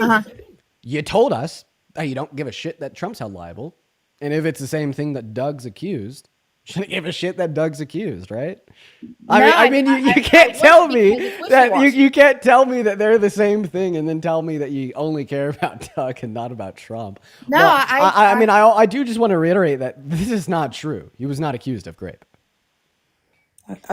Sexually assaulting, whatever. I know he was accused of something, but no, it's not saying that. It's saying, okay, well, if you guys care so much about that, why wouldn't you care about that? That's kind of the point I was, going towards in a Listen, way. well, my point is, if you care so much about Doug, why don't you care about Trump? Like I said, I feel like both are like wishy-washy. It's like, how the fuck can I really uphold that he did that if there's no jail time? Like, that makes no sense. Dude, okay. Do you know what it means? Do you know what a civil court is? Yes, I What's do. a civil court? It's where you're tried by a bunch of civilians. No, you're tried by a jury of 9. Okay, yeah, A jury of of so- 9. yeah. Okay. Yeah. Okay. And the difference between a civil and a criminal court is what? Let's say that again. Sorry, I was reading. The difference between a civil and a criminal court is what? Okay. So criminal, okay. So maybe criminal, you're going to jail. Criminal courts determine criminal responsibility, which means you're Well, going to why jail. wouldn't she do one criminal moment, court? One moment. Civil courts determine like financial responsibility, which means you get your ass sued and you owe a lot of money. Do you typically trust the outcomes of civil courts? No, people get No. convicted wrongly all the time. So you think that schools should still be racially segregated because Brown v. Board was the court decision to uphold that racial segregation was illegal in America, and that was a court decision made by a civil court. No, I mean, I just think there's. No. I mean, it's not like saying every single one is right? Yeah. I mean, yeah, was OJ guilty? obviously. Yeah, what court found him guilty? Was it a civil one or a criminal one? What was it? It was a civil one. His So why case was wouldn't thrown Trump? out Why on the wouldn't criminal Trump be level. criminal? That's what I'm. Yeah, I'm because there's still a, absorbing information. there was a statute of limitations on being able to criminally prosecute a grape from the 1990s in the state of New York at the time. But meanwhile, the statute of limitations had not passed yet for civil prosecution. She could only pursue civil litigation. She could not pursue criminal litigation. Just like you could. Okay, so is there any case, let's just say within the past 20 years of a civil court that might have gotten it wrong? Might have. Just maybe. Of course.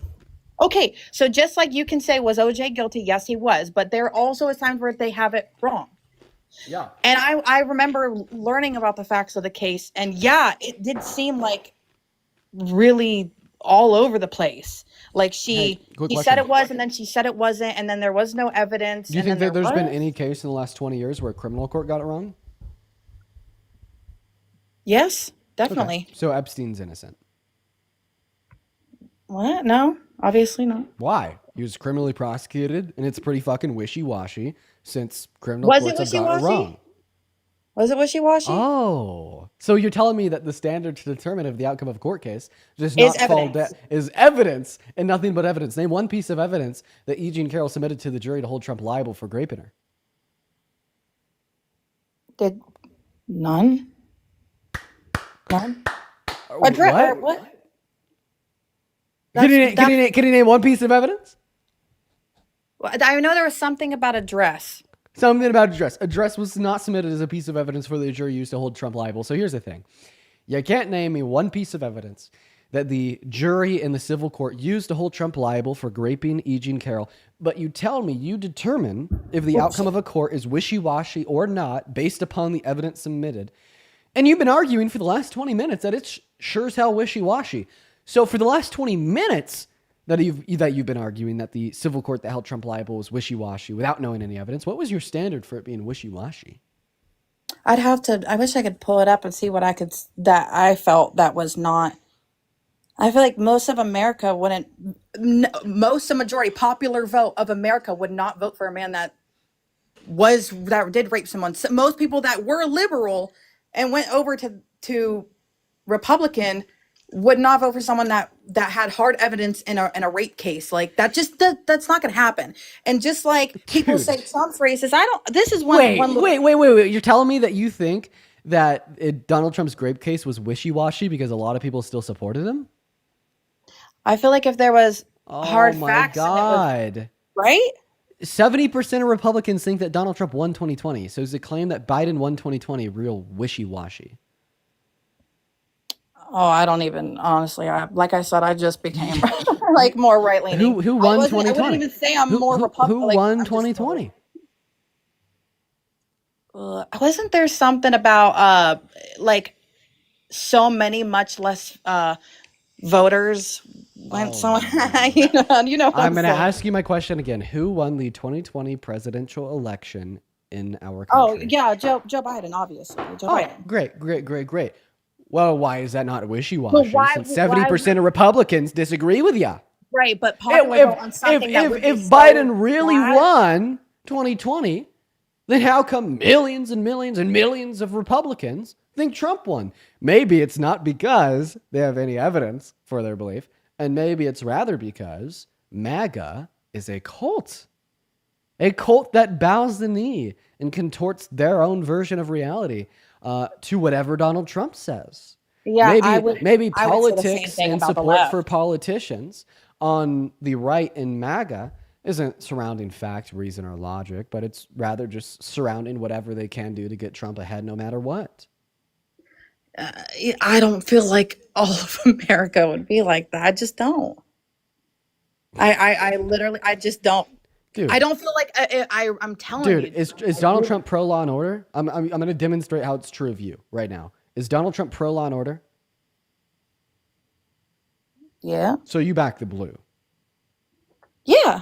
Okay. And you never support a president that willfully and intentionally let violent offenders that beat up cops trying to kill them out of jail to roam free in the streets, calling them patriots, right? Are you talking about the whatever the fuck when they JJ, thank you so much for the galaxy. January 6th? No. I'm not talking about Trump. I'm not talking about January 6th. He didn't release any violent offenders. I'm talking about Biden. So you'd never support a president that willfully and intentionally let violent offenders that beat up cops trying to unalive them to roam free in the streets, letting them out of jail after calling them patriots, right? No. Okay. You're a cult member because Donald Trump did this. He pardoned DJ Rodriguez, who was a violent offender that had been convicted in a criminal court of driving a stun gun into the neck of a cop. He pled guilty. The cop testified against him. He went in jail. Donald Trump called him and all of his buddies patriots, then pardoned them. This means that you never support Trump, right? I mean, I guess a lot would make me lean more towards learning about the other side. That's what I'm trying to say. I feel like more people. So I'm just gonna go ahead and give you two possible answers. You either still support Trump, or you don't support Trump. Which one is it? I feel like, to be honest, I wouldn't support either. Like in the wide range of things, Biden was obviously shit. Kamala, Whoa! I want to just. Do you regret your vote for Trump because you no longer I support didn't him? vote for Trump. Oh, that's right. You would have. You missed it. So do you no longer support Trump? I don't really support any or either. Okay, so I you're don't. not. So you're I don't not. feel like. So you're not. So you're not in support of Trump anymore. Do you support Joe Biden? I thought that he was the best president in modern American history. Right. I want to ask. Like for domestic policy. Do you feel like Joe Biden was racist?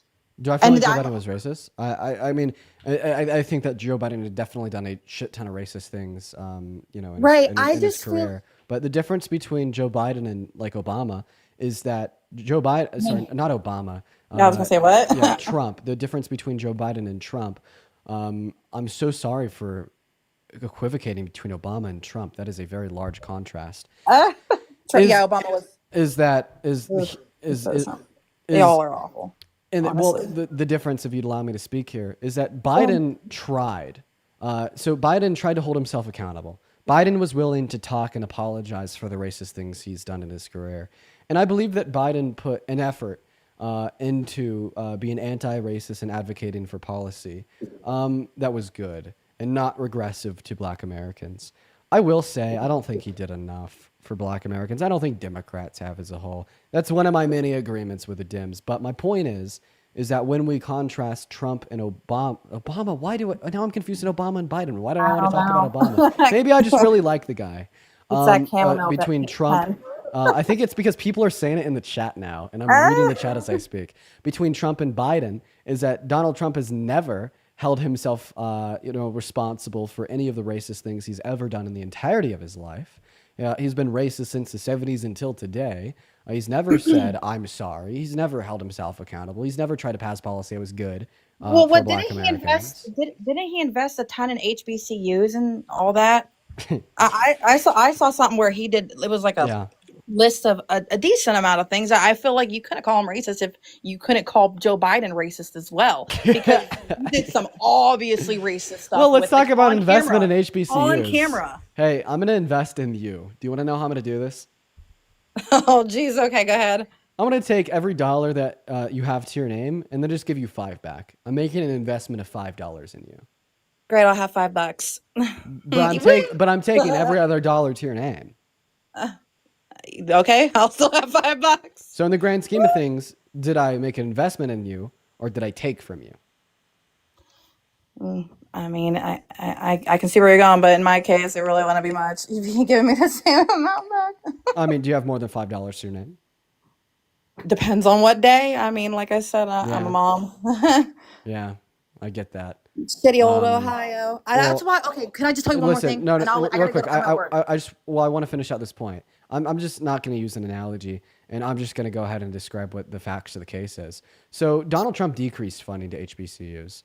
Obama sent them $2 billion. He sent them $256 million per year, averaging out to around $1 billion over his term. Meanwhile, Biden and Harris fucking sent $16 billion in 4 years. So he decreased funding when contrasted to Obama's presidency. And then Biden and Harris increased it by a crazy exponential. It would have taken HBCUs 50 or so years to secure as much funding under Donald Trump's expenditure and plan to give more money to them. And so far as what they got in 4 years from Biden and Harris. Okay, I mean, I can't. I'll take what you say as Yeah. what. And then he also Yeah. said that you're like a mom with not a lot of money. You're losing a lot of money by supporting Trump. It is the case that if Kamala Harris was elected, you would have had pretty big increases in your child tax credit for your children if they're under the age of 18. Alongside the fact that Harris's economic policy only benefited 100 million American workers and the low and the middle class. Meanwhile, Trump's economic policy only benefits the top 3% and actually hurts anybody making under that dollar amount. The cats and dogs thing. Sorry, I was reading the thing.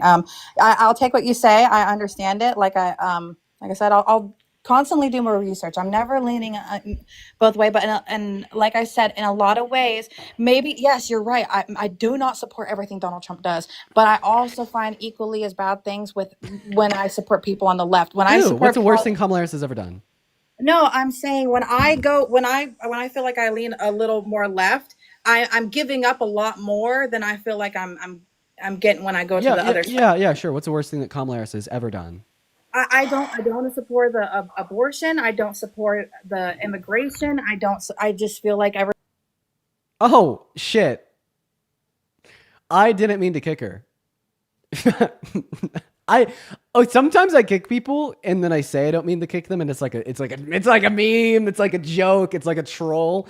I actually just kicked her without meaning to. That was actually a mistake. I actually didn't mean to kick her. I was trying to kick this Julian guy that's like not loaded into the live. I'm sorry. Ashton, go ahead and unmute that mic, man. Let's go ahead and hop into a conversation here. I didn't mean to kick her. I'm being super honest about that as well. Dude, you're on MAGA fucking mobile, bro. I gotta move on. I gotta kick you, dude. You're on MAGA mobile. Guys, if you're in that queue, make sure that you voted for Trump. Y'all, we are just looking for some debates. If you're in that queue and you're liberal, please exit that queue. You're just going to slow things down and make the stream take longer, as it takes me longer to find Trump supporters to debate. So please just ask you to support that while we get that next guest up in the live. All right, we're going to go to get that next guest up here. Honestly, I'm just kind of playing roulette when it comes to who I'm inviting on the live. The guest requests are moving so incredibly fast that I don't even see who I'm clicking on. So hopefully we click on some Trump supporters, right? Hopefully we click on some Trump supporters. We got like 3 people loading into the live. Absolutely nobody is joining. I am so sorry about this, you guys. For the 9,000 people watching, make sure they were double tapping away on that phone screen. And I'd also like to thank Casey for the $5 over on YouTube Super Chat. Sky with a 5. And yo, Emily! Emily with the $100 Super Chat over on YouTube. Holy crap, Emily, dude. Dude, everybody, please show some love to Emily down below in that comment section, literally right now for the $100 Super Chat.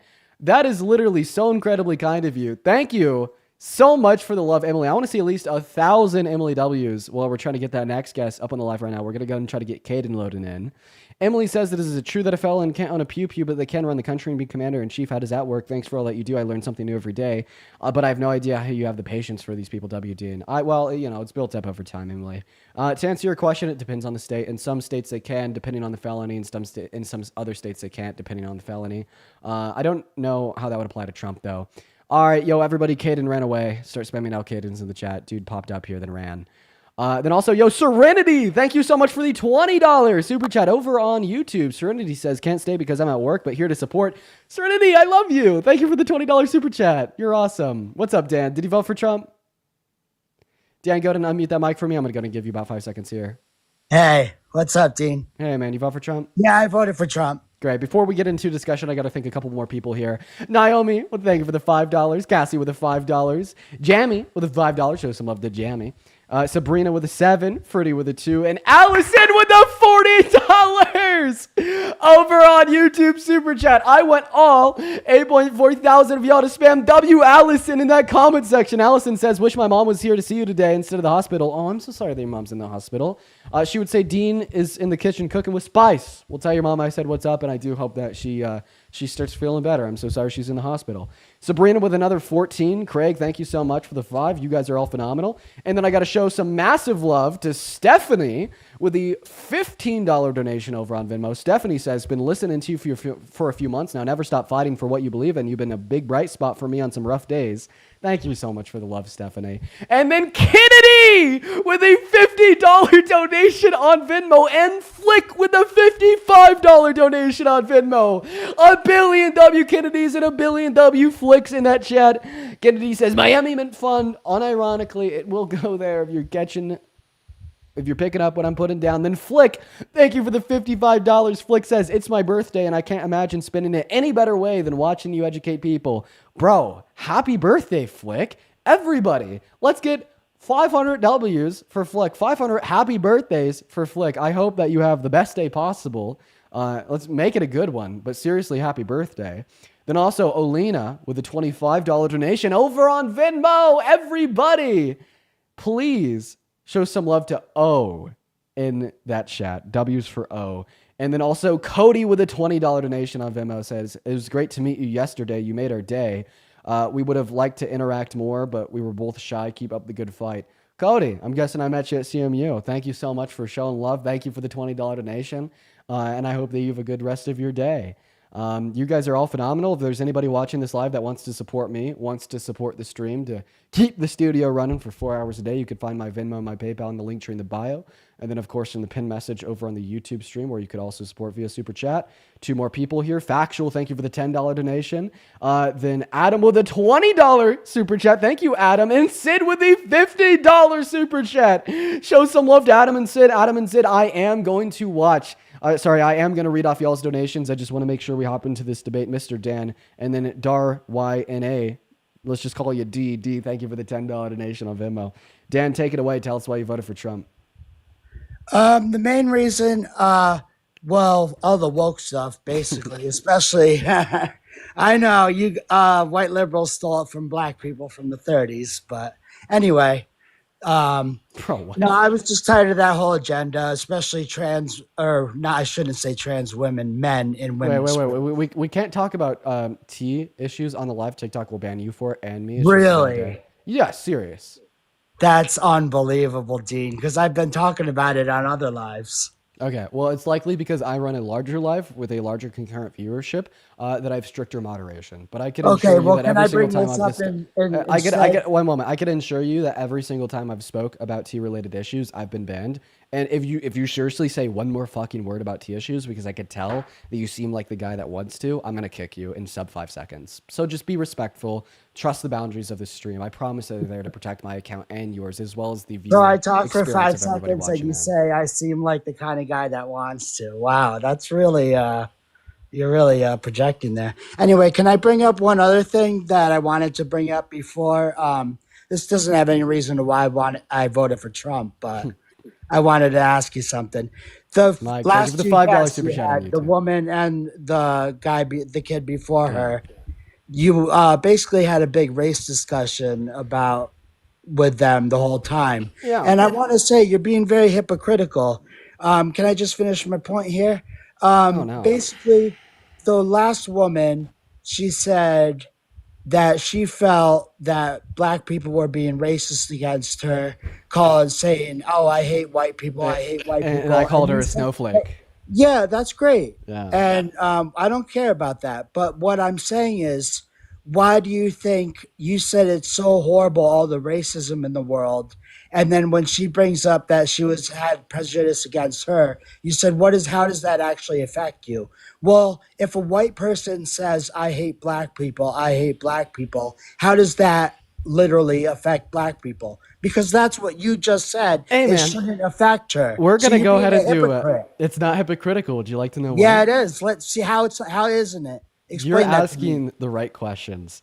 So Okay. the intentions, attitudes, expressions, and beliefs of white people that hate black people, I have a question. What have they led to historically? And the live got banned. And the live got banned. And the live got banned. And the And the live got banned. And the live got banned. It's okay. It's only a 10-minute ban. That's okay. We're good. We'll be back on in 10 minutes. We got this. Gonna crash out. Yo, oh my God, Katie with the $100 donation on Venmo. Let's go, Katie, dude. Thank you for the love, Katie. That is crazy. Thank you so much, everybody. Please show some love to Katie down below in that live chat. Thank you so much for the love. Katie just says thanks with a coffee emoji. Dude, Katie has aura. Holy shit. Dude, Katie, thank you so much for the love. And I mean that. I want to see at least 1,000 WKDs down below in that YouTube stream chat. Thank you so much for the love. That is so kind. That is so kind. Thank you, Katie. You are so cool. As well as Kelly with a $10 saying, just saw the YouTube plaque in the background. Let's fucking go. Yeah, see that shit, dude?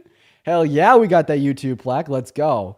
Then also Megan, thank you for the $25 donation over on PayPal. Megan says, thank you for always presenting issues with actual facts.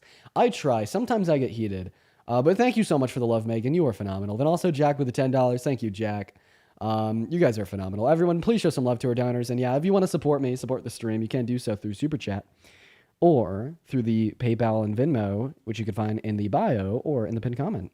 I know that I get 100% of the proceeds on PayPal and Venmo. I'm not so sure about the Super Chats. Honestly, I've been trying to figure that one out for the last month or so. I'll figure it out one of these days, right? But by the way, we will be back on the TikTok account in like another, 10 minutes? So we just need a moment here. But oh my God, hey, yo, Leanna, thank you so much for the 129 SEK. Thank you for the love, Leanna. Leanna says, love from Sweden again. I hope I pronounced your name right. I listen to you every night and you're fucking amazing, Dean. You teach me and others so much. Can't wait to see what you will accomplish in the future, Leanna. That is so incredibly kind of you. I do really appreciate you for the love. And then also Anonymous with the £5, Jack with the $2, and Fruity Pebble with the $10, saying this is why YouTube is better. Yeah, this stream never gets banned, so you guys stay with me the whole time. And also, Pazzi, thank you for the $5 saying I pronounced your name wrong. It's pronounced like Rosie. Rosie, I'm fucking sorry for mispronouncing her name. W Rosie for the $5 saying W Dean. Sorry, live got banned. It's okay. We've been here a lot. Then Mike with the $6. You guys are phenomenal. Thank you all so much for the love. You guys are great. You guys are great. And oh my God, Delaney. Oh my God. Delaney with a $50 super chat. That is so fucking kind, Delaney. That is so much money, bro. Everyone, please show some love to Delaney. Delaney says, my mom is watching with me and says, you are so cool. We love you so much. Delaney and Delaney's mom, you guys are freaking epic. I love y'all too. Show some love to Delaney and Delaney's mom, chat. We got another 7 minutes before we're back on. Another 7 minutes. We're almost there. Emily, thank you for the 14 Canadian dollars on Super Chat. Saying, Dean, can you talk about or make a video about yesterday and how the college visit was? Love what you do from Canada. I say we talk about that right now. But before I do, yo, Tyranny, thank you for the $20 over on YouTube Super Chat saying, when is the next cooking stream? I missed them. Dude, I've been lazy recently. I haven't been in the mood. But I need to get back into cooking. It's less expensive than doing fast food. I need to do that. Thank you for the reminder, Tyranny, as well as for the $20. And then D Squad over the 555. You're awesome. Yeah, so I say that we talk a little bit about what happened yesterday. So I went out to CMU. White supremacist was given a speech at the university. His name was Jared Taylor. And boy, oh boy, did I have an interesting experience. So, I mean, before his actual event started, that only around 40 people had attended. It was pretty hard to get a ticket. I kind of went around talking to different kids on the campus. Kind of met and bumped in with a lot of fans. By the way, they were awesome. You guys were awesome. I met so many people. I probably took 100 pictures yesterday. That was so insane. So many people. It was awesome. But then I went into the event with a white supremacist and this white supremacist, he got a room in the university center. He got private security. He got cops. The school set up ticketing for it. They had a metal detector and a line and a booth ready to get people in. They supplied him with a podium and a microphone and around 10 film crews and 40 chairs for people to listen and apparently learn, right? Because that's what he wanted to do. He wanted to teach everybody that racial segregation was a good thing, that white people are better than not white people, that America's a white country that should not be inviting to non-white people. And his argument was that, well, racial segregation is a necessity because all humans are inherently tribalistic and different races just don't get along. And he spent 45 minutes talking about that. Honestly, I didn't know it was going to be this bad. I knew that he was a white supremacist, but I guess I just didn't think he would seriously just try to teach me convince me and 45 other people to be white supremacists for 45 minutes straight. It was a terrible, terrible speech. And afterwards, his name was Jared Taylor. Afterwards, I was so pissed, dude. Like walking out of there, I was fucking livid. I was so livid. I couldn't believe it. And even at the end, I got a hold of the mic a couple times and I dunked on him. I first gave him the argument that immigration is just good for the American economy. It makes it excel.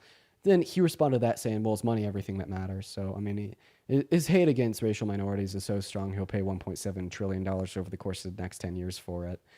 But then I gave him a second argument as well, because he said, well, racial segregation is needed because different races just don't get along. And then I brought up the fact that undocumented migrants are 2 times less likely to commit violent crimes than natural-born American citizens, and him, a white guy, right? That's what I said, than him. And he said, oh, no, that's not true at all. So then I gave him my source, PNAS. It got heated. They took the mic away from me, stole it out of my hand. And I was pissed. I was livid. I was so mad. I was so mad at him, the white supremacist. I was so mad at the university for allowing that to happen, that I marched on out of there, and I found the president of the university because he was on campus doing this Unity Fair thing. And we need some backstory about that as well, because this is going to be important. The president of the university allowed the white supremacist to come on campus and to give his speech in support of white supremacy. And he sent an email out to all of his students saying that, well, it was free speech. He wants a campus that emulates the same constitutional rights and protections that you have off campus. And I thought that was a bad argument. So after I'm walking out of listening to this white supremacist tell me that I should hate black people for 45 minutes straight, I go and I find that president and I ask him, well, if there was a 65-year-old man from Alabama that came on campus and started calling your black students the N-word, would you remove him from campus or would that be free speech? He responded by saying, no, that is not free speech, that is hate speech. I asked why. I say, is it because it leads to real material harm against your black students? And he said, yes. So then I merely just asked him, is white supremacist trying to convince me and others that black people have no place on this campus, in this town, in this country, does that lead to real material harm against your black students? And he could not answer the question. And then he spent around 20 minutes saying, well, I love you guys. I love you all. He wanted to answer my question. Then he left. And there's a couple things I want to say. So first, I will say that when I was talking to the president, I was heated. I was mad. I'd just gotten out of 45 minutes of listening to this white supremacist speak. It would have been better. It would have been optically better for me to calm down first. It would have been optically better for me to have a sit-down interview with him after the fact first. That would have been so much better. I was heated. I was pissed. I went and found him right then and there, and I asked the president about it. And that has caused hundreds of students at CMU to be so pissed at me. Hundreds. Because apparently, the president of the university, John Marshall, is a good guy, according to the students. Apparently, he's always been very involved and always been a very good guy, good leader, good president, according to the students at the university. And they really like John Marshall. As well as, apparently, John Marshall actually paid money out of his own pocket to support the Unity Fair, which was, I'd say, half of a square mile of grass on the campus where they got food trucks for free food. They allowed different clubs on campus to set up their tents. There's games, and it was a peaceful counter-protest against the white supremacists. And ever since I pressed that president yesterday, people have been pissed. In fact, I think that we should just go through and read off a couple of things that people online have been saying about me from the campus. And I quote, "I'm very much against Jared Taylor and the club that invited him here, but Dina was a joke, lol. John Marshall helped fund the party with his own money. Everybody get off of John Marshall's cock. He handled the situation well." I read this and I ask myself, how could these people just not notice they're getting fucking played? He allowed the white supremacists to come to the school and speak, and apparently he funded the counter-protest against it. That is the least obvious fucking snake move to appeal to as many people as possible. He didn't want to piss off the other conservative local community members that could have ousted him from the presidency, so he let the white supremacists speak. But he also didn't want to piss off the student base, so he put some money into the Unity Fair. Such a politician. Very two-faced. But apparently they don't see that. Something else somebody says is, guys, stop hating on John Marshall. He quite literally could not stop him from speaking. He had no choice. He could lose government funding for his school. Screaming at him while he's cornered is childish. Take your anger out on the people who caused this. First and foremost, let's assume that you can lose government funding for the school. Well, as John Marshall said in his own words, hate speech is not free speech.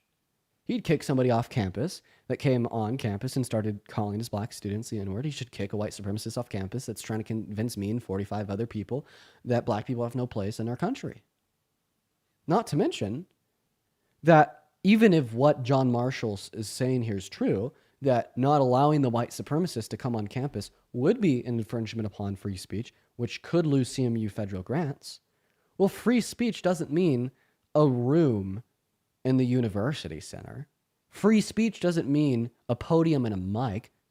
Free speech doesn't mean the university had to pay the electrical bill to keep the lights on. Free speech doesn't mean that the university had to provide private security, ticketing, and a metal detector. Free speech means none of those things. And the last thing that they said was take your anger out on the people that caused this. Well, I think the club that invited him caused this. I want to take my anger out on them. I think the professors that sponsored him caused this. I want to take my anger out on them. I think that Jared Taylor, the white supremacist, caused this. I'll take my anger out on him. But I also think that the president is in some sense culpable for not acting in accordance with the best interests of the student body by allowing that to occur on campus to defend or secure his job.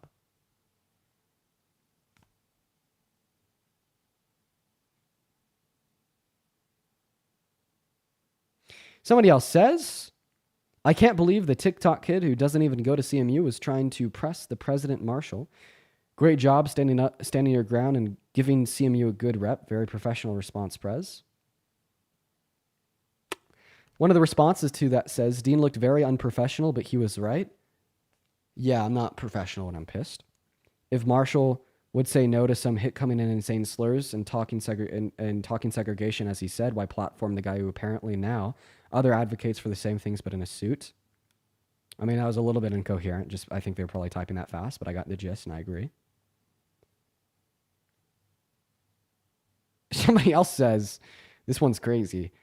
We just not going to talk about how much of a fuck TARD Dean is. 70 upvotes. Wow. Okay. Somebody else says the only reason Marshall walked away is because he knows Dean isn't shit and all of what he's doing is bullshit. Dude, it takes 5 seconds to consider my perspective. My perspective is simple. The president of a university has an obligation to do what is in the best interests of the student body. It is not in the best interests of the student body, particularly BIPOC students in the student body, to invite a white supremacist to have their own room in the middle of campus in the university center with a podium, a mic, a film crew, private security, a metal detector, and ticketing.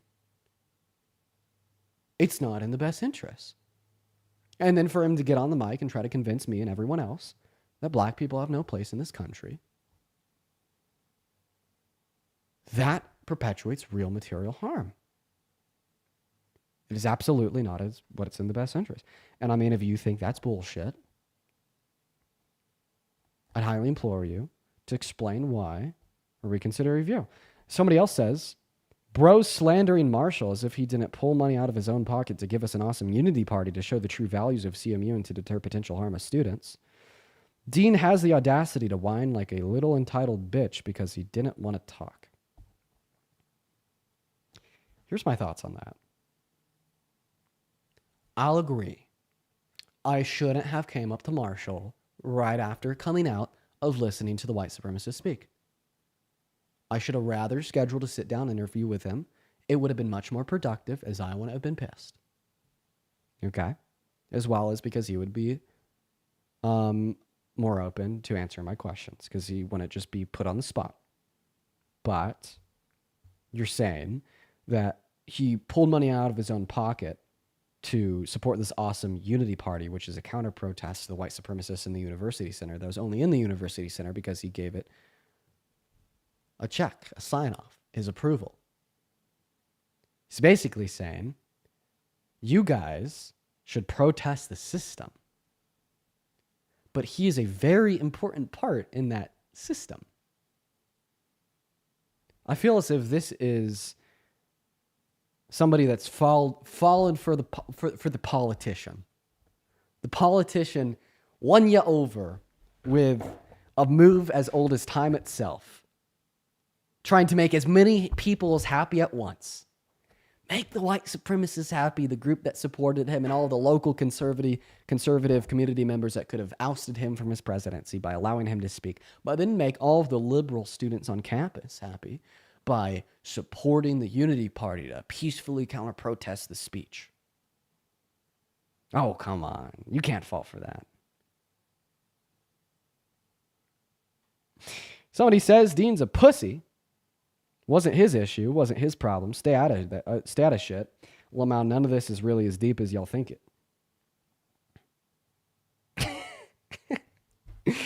Oh, man. I think that there's just going to be some ideological disagreements there. I think that somebody trying to convince a crowd of 45 for an hour straight that black people have no place in America is pretty deep.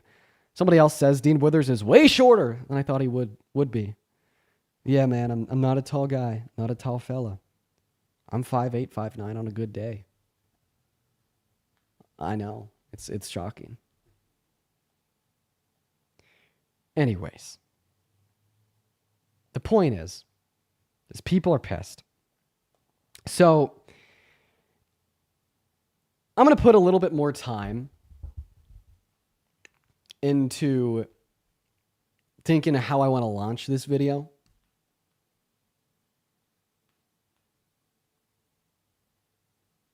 I'm going to put a little more time into thinking how I want to frame it.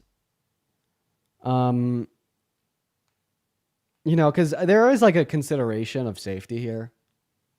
CMU's 5 minutes away. If hundreds of students on campus are saying, fuck Dean Withers, dude needs to get his ass beat.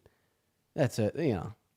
So I need to be careful with the way that I present this information. And I'm really, once again, disappointed with the student body. You know, there's a lot of people there that seemingly supported me. Big fans. It was fun.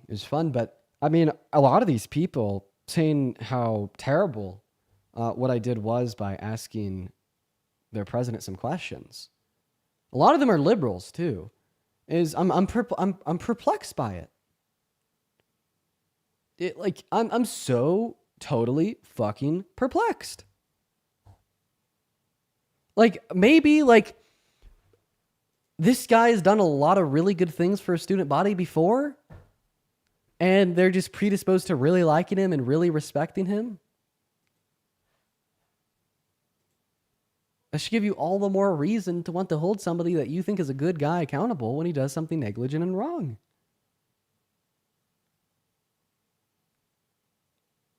I think it's just on-campus propaganda. Yeah, I think it is too. This is like a microcosm of the same propaganda that's led half of our country to supporting Trump.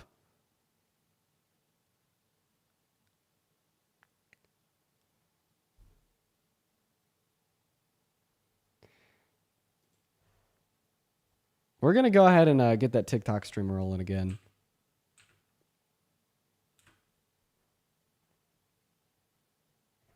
Everyone just give us a minute. Super perplexed by the CMU students. Really disheartened. Sid, thank you so much for the $50 over on YouTube Super Chat. I really appreciate you for the love, Sid. Sid says, you're such a voice for the people, Dean. Nowadays, people have been brainwashed. We're so lucky to have you and Parker to speak up. Well, listen, I've always spoken up about things that I disagree with, even like when I held different values. Like I remember being in middle school and being very vocal about things that I thought were wrong at the time. You know, like the unjust principal of the school and how bad he was. I made sure to tell everybody because injustice pisses me off, makes me mad. So I use my voice to make that known. Let's see. Yo, Aaron, thank you so much for the $25 over on Venmo, saying agreed, free speech doesn't mean any of those things. As somebody and someone that protects white supremacy isn't the kind of leader you want. Agreed, Aaron. Thank you for the $25. Gigi, thank you for the $15 on Venmo. I really appreciate you for the love, Gigi. And Flick with another $20. Flick says, this 20 is from my 70-year-old mom. She says that you're never too old to learn and wants you to know that she applauds your bravery. Huge shout out to Flick and that Flick's mom. You're awesome. Thank you, Flick. And then just love and very grateful for what you do. Dude, thank you for the $25. Oh, you're awesome. Thank you, Oh. And then Ashley with the $33 and the 33 cents. Thank you so much for the love, Ashley. Everybody, please show some love to Ashley. At least 330 W's for Ashley down below in that chat. The number 3 is considered lucky. Sending you lots of luck with these guests today, SMH. Thank you so much for the love, Ashley. You're awesome. And then, oh my God, Wendy! Wendy, thank you so much for the $100 super chat. Dude, that is crazy. Thank you so much for the love, Wendy. You are so phenomenal. Thank you, Wendy. Dude, let's go. Thank you so much, Wendy. You are so great, Wendy. Everybody, 1,000 Wendy's in that chat right now for the $100. You're phenomenal. Show some love to Wendy, you guys. Yeah, but guys, do you think that I'm in the wrong at all for like the situation I just described and being like as like biased towards CMU as possible? Like what I could say, this guy seems to have been a respectful, good leader in the past, funded a unity fair for people to celebrate diversity and counter protest of Jared Taylor. Was there the whole day to be with his students. A lot of people really like him. But he signed off on a white supremacist trying to convince me and other people that racial segregation was good and black people had no place in America. So I pressed him, and I asked him why in a very emotional sense because I was pissed. No, not at all. Never.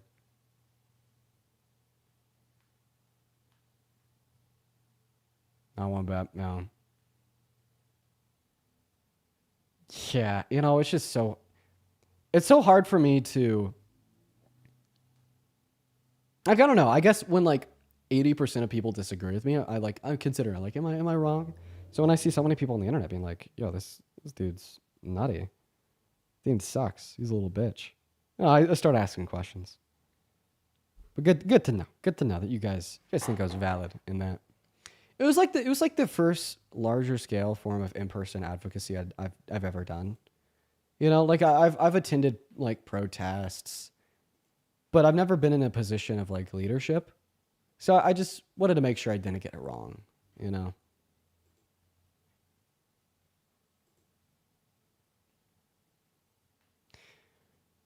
I think you could have been more calm. Yeah, no, I agree. It would have just been better. It would have been better if I was calm when asking the president the questions I did.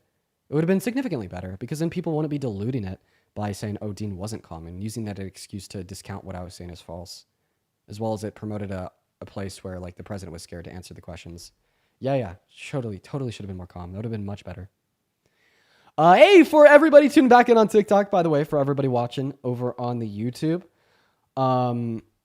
we just went live again over on TikTok. So for everybody tuning back in on that TikTok stream, it is so good to have you all back in here. We got a little bit of a ban, but we are back now. So we got a little bit of a ban, but we are back now. For everybody tuning in on that TikTok live stream, guys, make sure that we are double tapping away on that phone screen, sharing this live out with a handful of friends. And let's try to get up to 1,000 viewers and get our first Trump supporter on the line. But oh my God! Yo, we got Cole with the $200 donation on the YouTube stream. For everybody just tuning in on TikTok, I want y'all's first message to be W Cole for the $200 donation. Cole, that is absolutely absurd.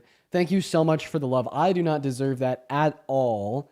Thank you so much, Cole. Everybody, please show some love to Cole. For everybody tuning in, huge W's for Cole. Huge W's for Cole. Oh my God. That's insane. But all right, for everybody watching, we're going to go ahead and hop back into the debate. So if you are watching the stream and you voted for Trump, you know what I want you to do. I want you to go ahead and hop in that queue for me. All right, guys. Well, for the first 900 people in here, thanks for being here. We got a 10-minute ban, but we're back now, and we're going to go ahead and get that first guest of the night, Mr. Dom, up on that live. Here we go, everybody. We got them loading in as we speak. All right, doesn't look like they wanted to load in, so we're going to move on to the next guest. For everyone coming in here, if we all started double tapping now, we had 100,000 likes in no time. What's going on, Jordy? Did you vote for Trump? Hey, I did support Trump, yeah. Oh, Jesus. Why'd you vote for him? So the main thing reason that I voted for Trump was mainly due to immigration. Oh no. And I voted for Obama. And I hated George Bush. I hated Republicans most of my life. They were, just these rich finance guys trying to steal all our money. And so Trump definitely has some quirks and some things I don't like. But I didn't feel like there was any other choice was what the Democrats gave us. I've been really disappointed in the Democrats. Not to say that Trump is amazing or perfect. Yeah.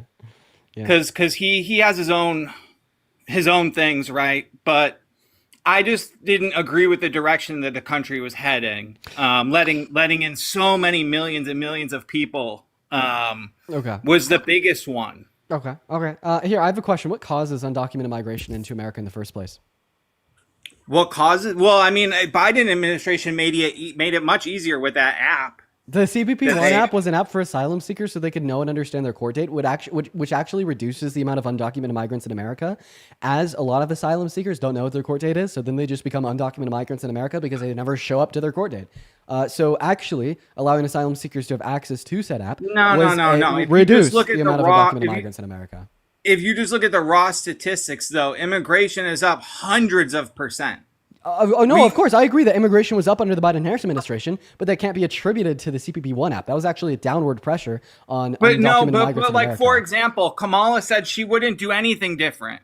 She said she would just keep continuing the Biden policies exactly as they were. Yeah, and the one policy, and the one policy that the Biden-Harris administration tried to pass on immigration was significantly better than anything that Trump has ever done. The root cause of undocumented migration into America is depraved, poor legal means of entry. They tried to pass a bipartisan border Sure, bill, if which- I lived, What do you want? I mean, yeah, if I lived anywhere in the world that wasn't America, I don't hold any grudge against people trying to get in. I you mean, just let me I finish? understand that.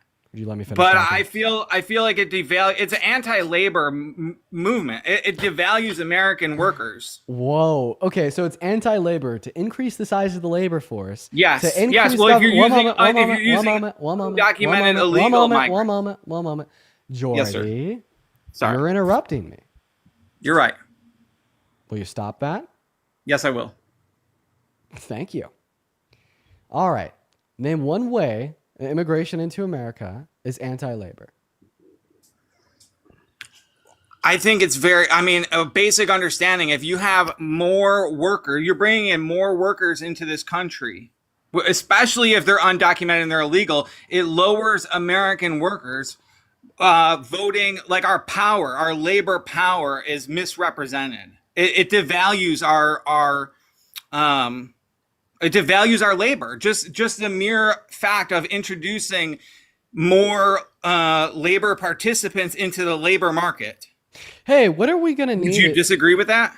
I do, because what are we gonna Why? need? Because what are we gonna need if we have more businesses creating more jobs,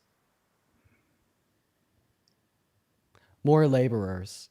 I'd also like to point out. Because it's statistically, if I'd also like to point out that if you think that undocumented migrants in the labor force is bad, but you also have half a brain and you could recognize that if we were to deport all undocumented migrants in America out of America, all of a sudden our government is losing $100 billion per year in revenue and a part of $1.7 trillion added to our GDP in the next 10 years, by all migrants, well, then maybe we could agree that we need to be offering all undocumented migrants that have not committed violent crimes a pathway to residency or citizenship. So then all of a sudden there's no undocumented migrants in our labor force. Like the solution to any problems that you think you could point out that are present because undocumented workers are working, well, let's just make them documented. It means that the GDP growth will remain higher compared to lower if we were to do mass deportation, and our government is going to be making more money. There's nothing more pro-labor, pro-America than that. Go ahead and unmute. Pookie. Sorry, that was mean. Bria, thank you for the $20 donation over on YouTube Super Chat. That is BRIA. IA, and then also Karen with a $20 donation as well. Thank you, Karen. That is KARIN. Karen says, for my birthday, wanted to thank you for helping me stay calm and relaxed during this shit show. Keep up with the good work. Karen and Bria, I do really appreciate the both of you guys. Y'all are awesome. Everybody, please show some love to Karen and Bria down below in that chat. And if you're one of the 2.5 watching, 1,000 people watching on TikTok, welcome into the stream, guys. Make sure that we're double tapping.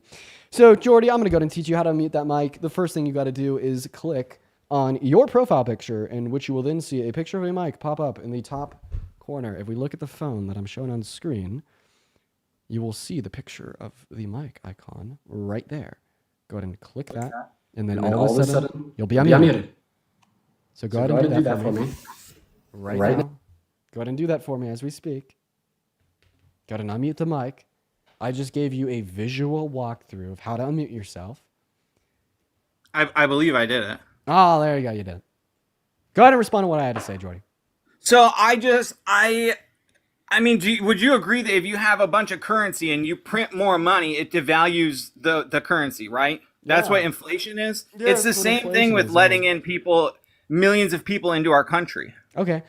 So No, it's if just- more individuals entering into the labor force is bad, would you just agree that we should start firing a bunch of people from the labor force and preventing American citizens from having more than one child?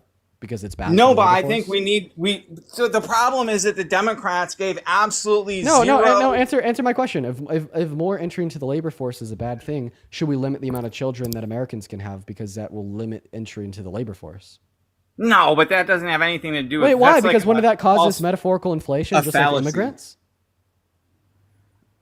So you're telling me that No. more laborers is only bad when it's immigrants compared to natural-born American citizens? Why? No, that's just one reason that we don't want millions of people Tell coming me, to the country. It's tell me why. also Tell because me of why. Tell me why. security. Tell me why. Tell me why it is the case that more labor is only bad when it's coming from immigrants compared to natural-born U.S. citizens.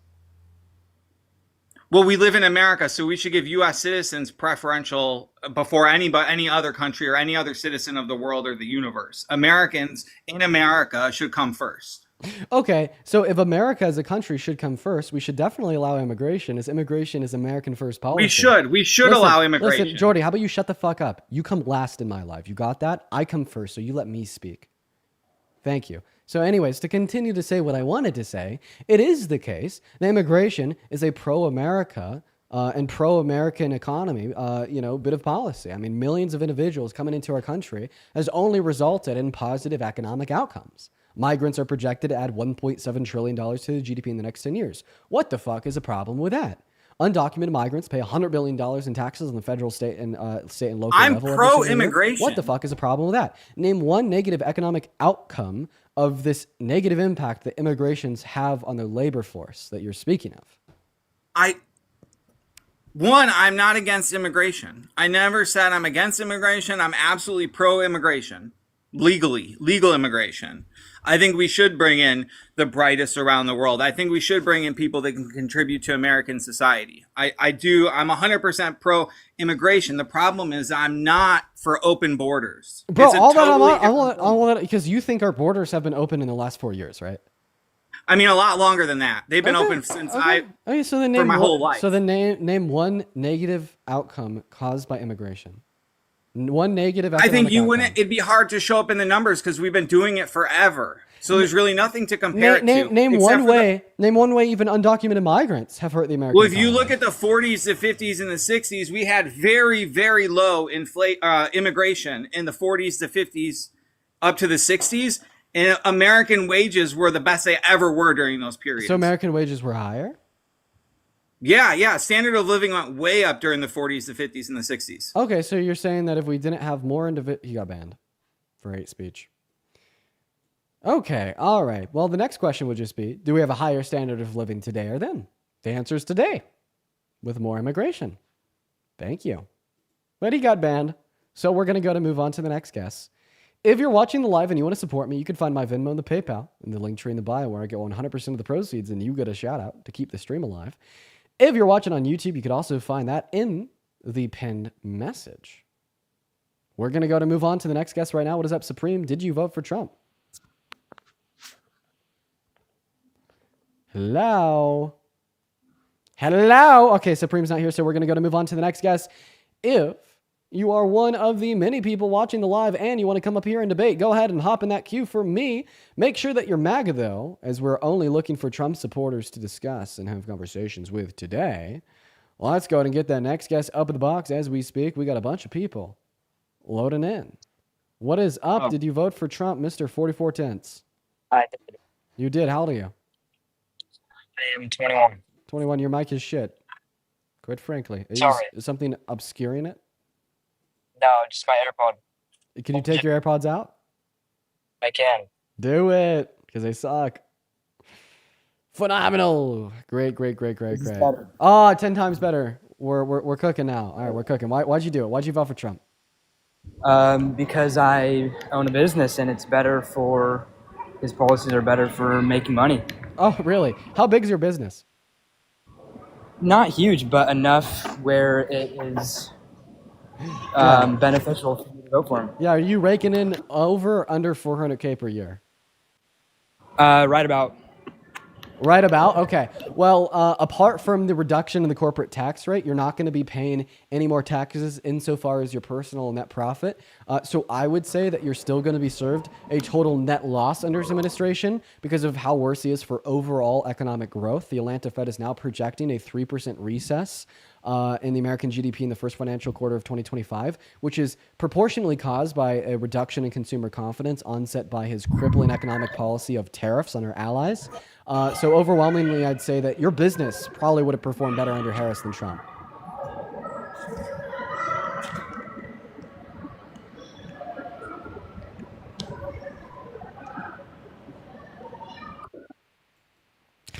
Yeah, no, I've been here too, man. Sometimes I'll hear an argument that I just can't refute, and I don't say anything.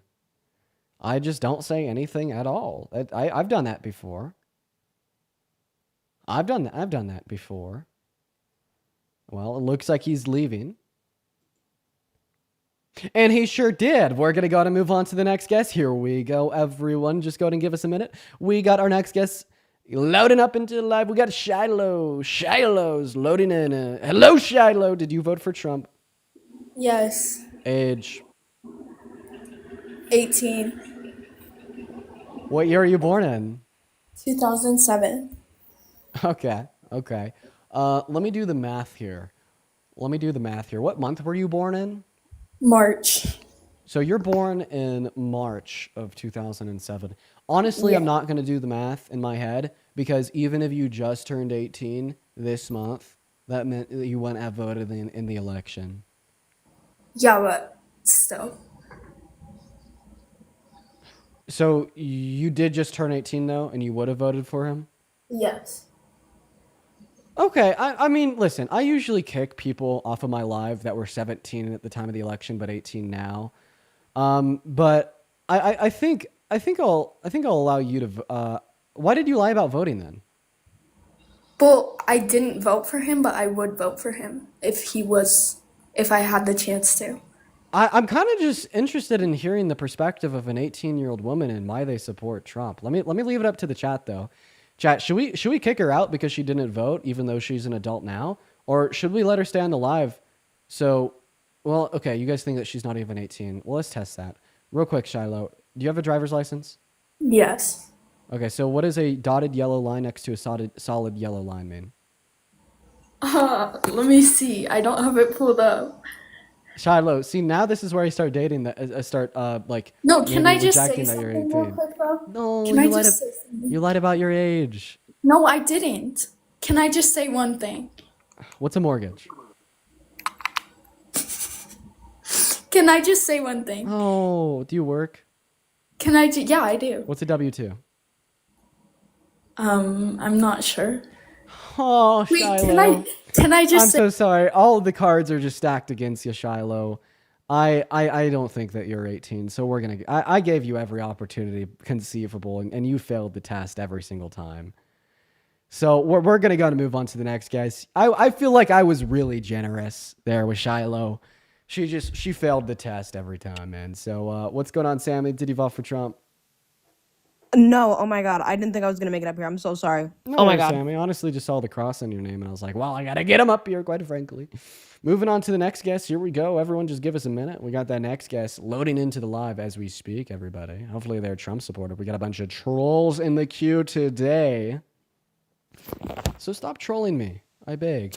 I beg, I beg, I beg. What's up, Deadeye? Did you vote for Sorry, Trump? that was an accident. I have no idea how to leave. Okay. Everyone just give me a minute. My computer studio is a little bit behind at the moment. What the hell is that guy saying? I don't have a clue. We're gonna move on to the next guest. We got Nick loading up. We got Andrew loading up. We got Ed loading up. Oh my gosh, we're getting all the guests to load up here. But of course, only Kia loads up. Why didn't Nick or Andrew load up? Hello, did you vote for Trump? Hello, Kia is just straight up not here. So we're gonna move on to the next guest. Everyone, just give us a minute. It is proving to be so difficult to load. What's up, Ania? Did you vote for Trump? Yes. Age, please. As a kid. Emma, did you vote for Trump? Oh my god, I don't even know how I ended up here. I am so sorry. No worries. All right, you guys. So here's the big issue. Okay. There's 5.5 thousand souls that hear my voice right now on TikTok. Everybody right now do a check. See if you're in the guest request. If you're in the guest request and you don't mean to, hit the dash. Okay? Hit the dash. Hit that motherfucking dash. Skedaddle. Get out of here. You know, run away. Dip real quick. Because this is tough. What's up, Croissant? Did you vote for Trump? No. It's not letting me kick him, everybody. I know that It's just straight up not letting me kick him, bro. It's not letting me kick him, you guys. Okay, there it goes. Yeah, man. The TikTok studio on the computer is just taking a moment. It is being very laggy and very slow. So this is great. This is going to be an issue. What can I possibly do to make the lag go down? What can I possibly do to make the lag go down? Yo, Tam, thank you so much for the $5 over on YouTube Super Chat. And then also Destiny with the $5 over on PayPal. What can I possibly do to make the lag go down? I think it's because like sometimes when I'm streaming on both YouTube and TikTok simultaneously, that it creates that environment. And for whatever reason, like TikTok's been like tripping. It doesn't let me use my phone to add up or remove guests, which doesn't make any sense. What's up, Andrew? How old are you? 28. 28. Did you vote for Trump? I did. Andrew, why the hell did you do that? I know. First off, I want to say, Dean, a long-time listener, first-time caller. Nice to finally chat with you. Nice to chat with you as well, Andrew. Why'd you vote for Trump? Yeah, it was more so a protest vote against the Democratic Party, unfortunately. Did vote Democrat in my past two elections, Hillary and Biden, but I was not a huge fan of where the party was going. And Yeah, like what specifically within the Democratic Party did you vote for Trump to protest? Yeah, so one would be, I think they kind of lost the plot when it came to DEI. So like what specifically? Yep, so I think Biden coming out and saying he'll be only picking a woman for vice president is harmful. I don't think that is productive. I don't think that's DEI in the So in do the you think sense that that Kamala Harris didn't have like legitimate qualifications to serve as that's the vice not president? of our that's country? not what I said. I said So then her race isn't specifically the only reason why he picked her. that did I say the race was the only? I said Yeah, you did. I said Biden. I'd like to clarify that you did say that. Biden himself said he was only picking a woman for vice president. That rhetoric is not productive. Okay, so here's what Biden actually did. Biden had a selection of candidates that he could pick to serve as his vice president that were all qualified to serve as his vice president. But Every his single words Andrew, are was you going to go ahead and let me finish speaking? So what Biden did is, in his own words, he said that he chose like Kamala Harris, not only because of her qualifications, but also because she was a black woman, and black women have been underrepresented within positions of leadership throughout all of modern American history, like even today. And it is the case that this doesn't nearly just serve as a symbol for equity and diversity. This is also just pragmatically a good decision. We've never had a black woman serve in a high up governmental position before. This means that there's probably concerns of black women in America today that have been completely repressed and underrepresented due to the lack of representation in high up positions of power. So it is pragmatically a good decision to advocate for diversity inside of a presidential administration and to include demographics of individuals that have not had representation prior to provide better policy for your constituents. And I agree with that. So you're more mad at Biden for picking a black woman, a very qualified black woman, than Donald Trump for banning access to abortion. Donald Trump saying that he wants to have America go into the Gaza Strip and personally ethnically cleanse all 2.1 million people on the Strip to off the Strip. Donald Trump passing economic policy that hurts everybody making under $400,000 per year. What's more regressive? You tell me.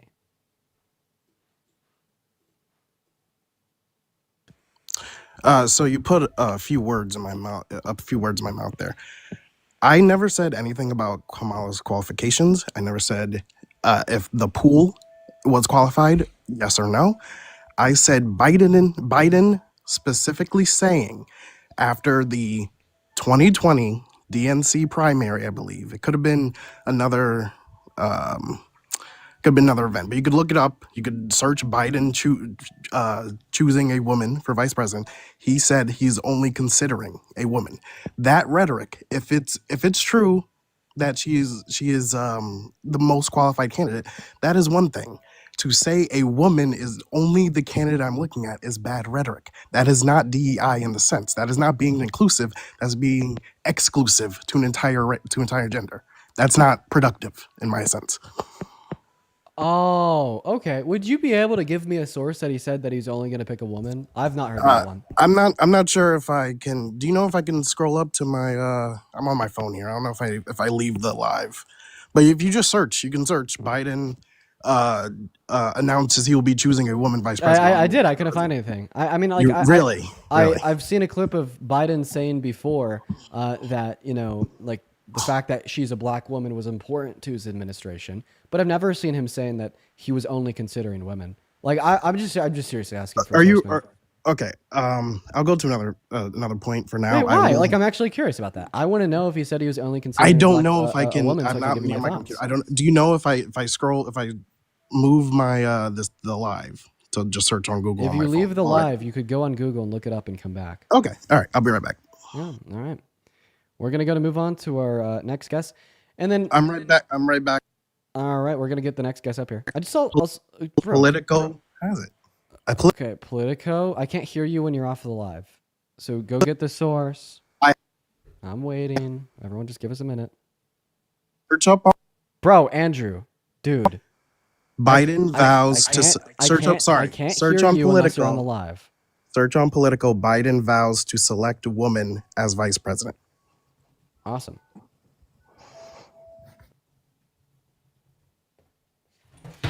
Biden says he'll choose a woman as a running mate. Awesome. Well, I appreciate you for providing me that source. I don't just see it from Politico, but also from NBC. So we can now confirm that that is something that Biden said. Here's my thoughts on the fact that Biden had said that. I think that's a great thing. I think that's a good thing. I think that the fact that we've never had a woman in a high-ranking position of power insofar as the executive branch of our government has led to many forms of systemic oppression that have existed against women that wouldn't have otherwise if we had women in those same positions of power. I think that him vowing to choose a woman for his running mate as his vice president was a good thing. I think it was a great thing. I think that our government is in dire need of more representation, and I absolutely support that decision. I just disagree. I guess we could agree to disagree on this. But It's it better serve to the constituents. Like we have to make an we have to make a recognition. Sorry, can I finish, Dean? Almost. We have to make a recognition and understand the fact that there is different demographics of individuals, such as men and women, white people, black people, etc., that require different things in America today because of systemic forms of oppression that have existed in America historically speaking. Right? There are special interests of women that are not true of men because women have been oppressed in ways that men haven't. There's special interests of black people that aren't true of white people because black people have undergone forms of systemic oppression that white people haven't. And I'm just, going to be honest, man. It is absolutely the case that a woman is going to better understand the interests and the needs of women compared to a man. Just like a poor person is going to better understand the special needs and interests of poor people than a billionaire. Right? And that's an undeniable fact. So I think Biden vowing to choose a woman as his running mate points out the fact that representation matters as it could lead to better empirical outcomes for all constituents of our country compared to just 50%. And I stand behind that 110%. And I also think that even if I admit that there is a problem with ruling out half of the base of other men, which I don't think there is for the reasons I just described, that there's significantly larger problems that we see from Trump. Yeah. Again, I'm not a Trump supporter. It was a protest vote. But again, So you saw something that you deemed as wrong on the left, which I just addressed, and I think gave a really good argument to demonstrate that it's not wrong. So therefore, you voted for the candidate that was worse.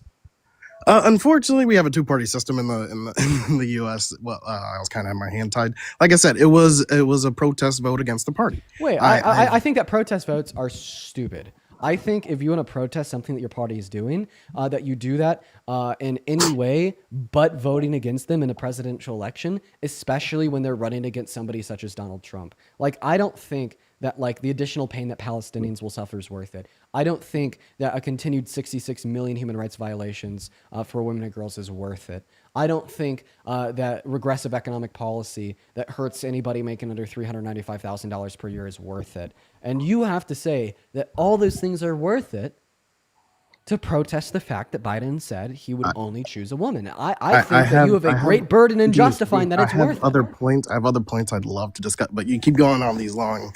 I've barely been able to even really support my position outside of being able to give you the political. Right. Just Can I continue? Can I continue my position? I want you to justify that it was worth it. Honestly, I didn't think ultimately Kamala would lose. Like I said, I think it is important as an American you use your right to vote as your right to vote. My personal beliefs, it was a protest vote against the Democratic So answer my party. Do Party. you believe that it was worth it? I just said probably not. I just answered Probably that. not. So you regret your vote for Trump, and in retrospect, you would have voted for Harris. I think I would have voted third party actually.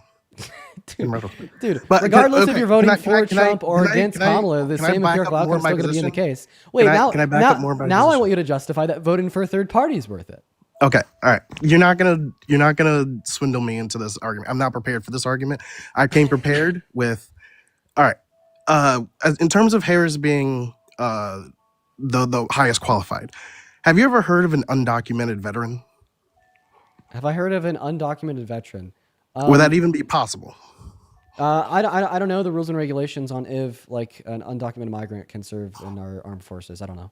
Think about it for 2 seconds. Do you think that would be possible? Undocumented migrant Well, serving. it wouldn't require thinking about it for 2 seconds. It'd probably require like a minute of research going on Google to see. Okay, if there's well, any it's not. restrictions and I don't know. It's not. You cannot be an undocumented. And during I've seen a lot of people in the chat that say that it's possible and they can. But you can for intents and- you just for- said 1 for- minute of for- research if you'd like to Oh, look it up. wait, yeah, no, can't they just be a veteran from another country? No. No, they undocumented. can't? Undocumented. Wait. Sorry. An Let me undocumented clarify. American veteran. Undocumented U.S. veteran. Okay. For intents and purposes, I'll just say no. Even though a lot of the people in the chat are saying yes, they can. I just want to see where you're going with your argument.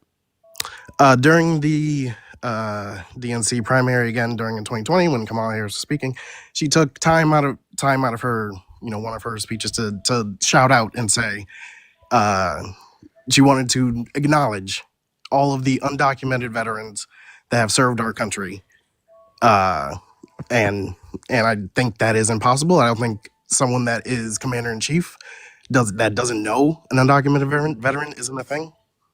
I don't think that person can lead. You idiot. Donald Trump doesn't know he lost the 2020 election. I'm not I've a had Donald enough of your Trump shit. supporter. I've had enough of your shit. You're in the straw context, you're straw it's not a manning straw. everything. It's not a straw. Good job, man. good job, Dean. Good job, Dean. Okay, It's so been this great. is where you It's been interrupt? great. I think you got wrecked and No, Andrew, here's why you got wrecked. Because in the context of a presidential election, it's going to be a comparative analysis between the two candidates. never refuted a thing I said. Wait, if I got wrecked, how come you interrupted me? If I haven't refuted a single thing you said, how come you You've interrupted me? interrupted me many times. You Yeah, literally because told- you're over here like, get wrecked, kid, after I'm trying to explain why you're wrong. How about you fucking like have some humility? You be an keep adult, saying and I'm let a me Donald refute your Trump supporter. position. I'm not. It was a protest vote. No, you are a Donald Trump supporter, and I could explain to you Okay. exactly how. Are you ready? How am I a supporter of Donald Trump? Because you fucking voted for him. 2 brain cells. I don't know. But now I'm just going to go back to my argument. Please don't interrupt me. It is the case that when we are voting in the context of a presidential election, we will never, ever, ever just consider what one candidate can or can't do, wants to do or doesn't want to do, believes or doesn't believe. But we will always be considering what one candidate can or can't do, will do, won't do, believes or doesn't believe, contrasted to what the other candidate can or can't do, does or doesn't do, believes or doesn't believe. It will always fall down to a comparative analysis. I'll give you an example. I am not an Israel fan. I am pro-Palestine. What were the Democrats? Pro-Israel. So if I'm thinking about presidential elections like you do, I'm going to say, well, because Kamala Harris supported Israel and just some humanitarian aid to Palestine in protest of that, I'm going to vote for Donald Trump. And the reason why a comparative analysis is so important here is because I must also evaluate Donald Trump, his positions towards Israel, his positions towards Palestine, to see if they would lead to worse empirical outcomes contradictory to what I believe in, such as the humanitarian needs of Palestinians. And they do. Therefore, although I don't support Kamala Harris's position on Israel, as Donald Trump's is worse, I'm still going to vote for her. And I feel like this is really important for us to discuss because you're telling me that Kamala Harris said that there's undocumented veterans. You're saying they can't exist. There's 1,000 people saying in my chat that they can. Just look it up then. I'm going to go ahead and assume that they can't exist, and Kamala Harris was wrong. A comparative advantage here is a necessity because, well, Donald Trump said that he won 2020. You know what I mean? And if telling misleading, like false statements makes you less likely to be a good leader, instead of saying, well, she told this one misleading false statement, which means I must vote for the other party, we must see if the other party has told any larger or more misleading false statements, which would make Donald Trump worse at leading, meaning all things considered, Kamala Harris was the better candidate. Get fucking wrecked. Dean, thank you for that whole soliloquy. The thing is, I have other things to talk about, but you keep saying my only reason is Kamala said this. My only reason is Biden said he would pick a woman.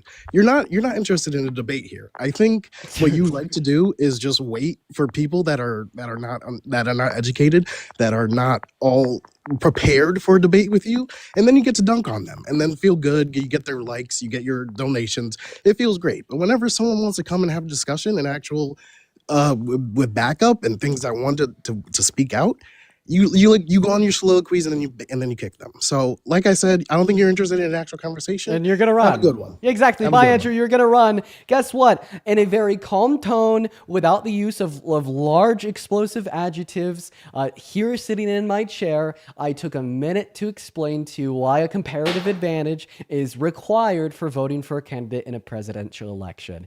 For the 6.4 thousand people watching on TikTok and the thousands of people watching at home, we just saw the largest projection in modern American history. That's right. When Dean dunks on you, all you gotta say is that Dean's not here to debate, and Dean interrupts and kicks his gas, and he just goes on his soliloquies, and then kick yourself.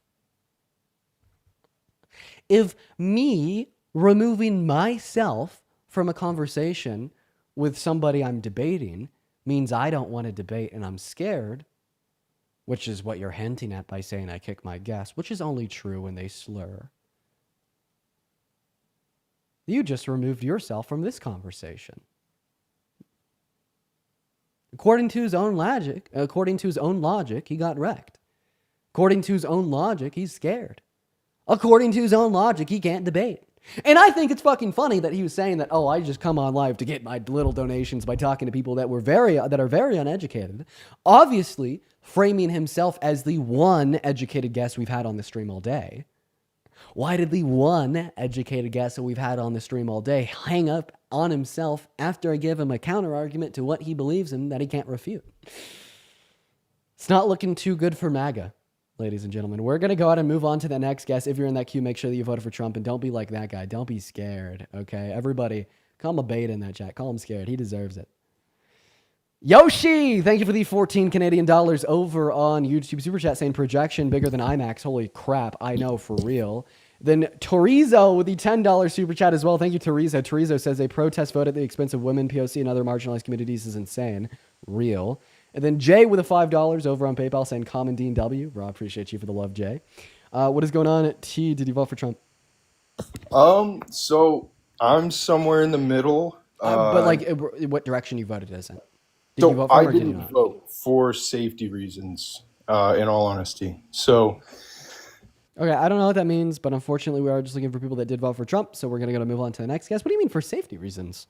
How could it be unsafe to vote for a candidate? Well, it probably means like unsafe for those around him to know what candidate he voted for, but that's completely separate from a vote. So I don't understand what that really means. Maybe he just can't lie. Very bad at lying. I don't know. We're going to get that next guest up in the box. If you are in the queue, make sure that you voted for Trump. And if you're watching and you want to support me, you can find my Venmo and my PayPal in the link tree in the bio. Hell yeah. All right. We're going to get that next guest up in the box. Somebody in the chat said, you kicked him, Dean. I did. He didn't vote for Trump. What the hell do you want me to do? This business has rules and regulations, mister. Thank you for the galaxy. I appreciate that. What's up, Rescue? Did you vote for Trump? Oh my god, I'm so sorry. I didn't mean to join. No worries. We're going to move on to the next guest. Everybody just go ahead and give us a minute, y'all. We got the next guest, Mr. Net, loading up. We got Timothy loading up. We got everyone loading up. What is... There's only 2 genders, you fucking faggot ass bitch. Fuck! All right. Moving on. I apologize for his use of that slur, but that is MAGA for you. What is up, Timothy? Did you vote for Trump? No, I did not. But actually, all right, we're just looking for people that did. We're going to move on to the next guest. We got Eric loading up into the stream. Everybody just do go ahead and give us a minute. What is going on? Did you vote for Trump? Hey, yeah, I did. Dude, this Man, is why? this is kind of cool that that I'm on your live. This is interesting. I didn't think that this was a real thing, but this is cool. Yeah, why'd you vote for Trump?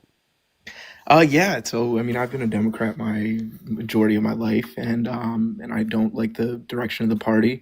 I support strong borders, and that was one of the bigger reasons.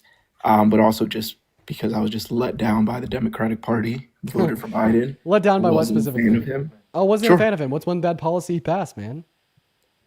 Yeah. I mean, we look at the how we can look at how both administrations are handling, when it like the CHIPS Act, right? Obviously signed by Biden, and it looks good, right? We're giving billions of dollars to these companies that are,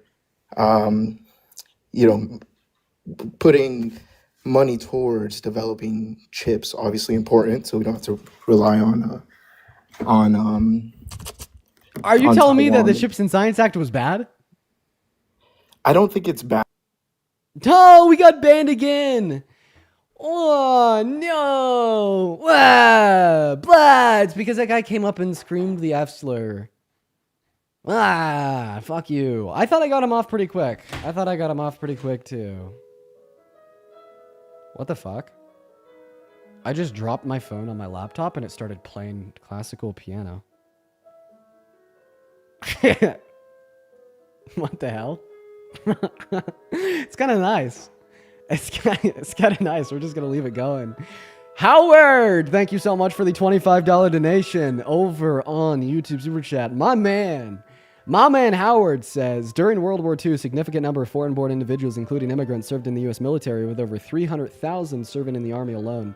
Makes sense. Thank you for the love, Howard. You are phenomenal. Mellis, with the $20 Super Chat, shout out Mellis, says, spending my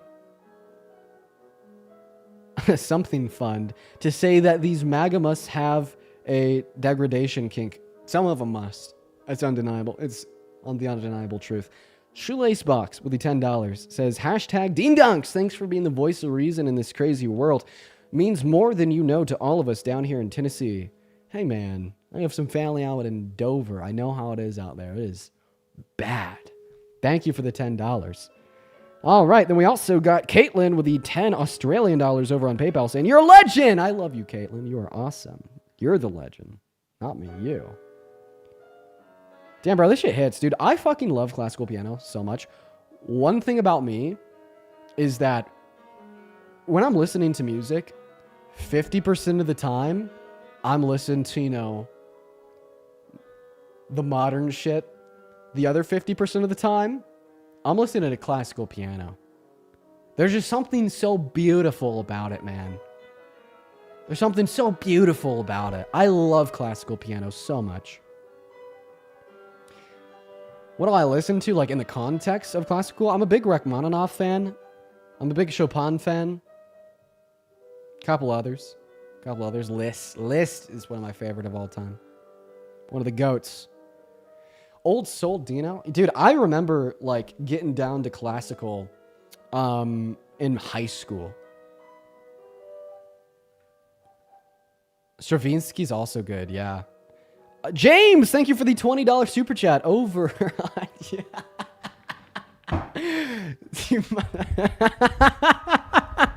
James, dude. James says, quote, I thought I got him off pretty quick, unquote. Gene Withers 2025. It's funny. Seriously, James also continues to say, seriously thought this is the last one for the week. MAGA deserves the exact opposite of respect. Ostracization, low-key the move. No, dude, I agree. Like, just social stigmatization works when intellect doesn't. There's a lot of people that just simply won't be able to be broken through to with the use of critical thought because they don't give a shit about critical thought. But you know what they do give a shit about? Being accepted by their peers. So we just simply have to stop. We need to stop that nonsense. Stop accepting MAGA as your peers. We need to stop that nonsense.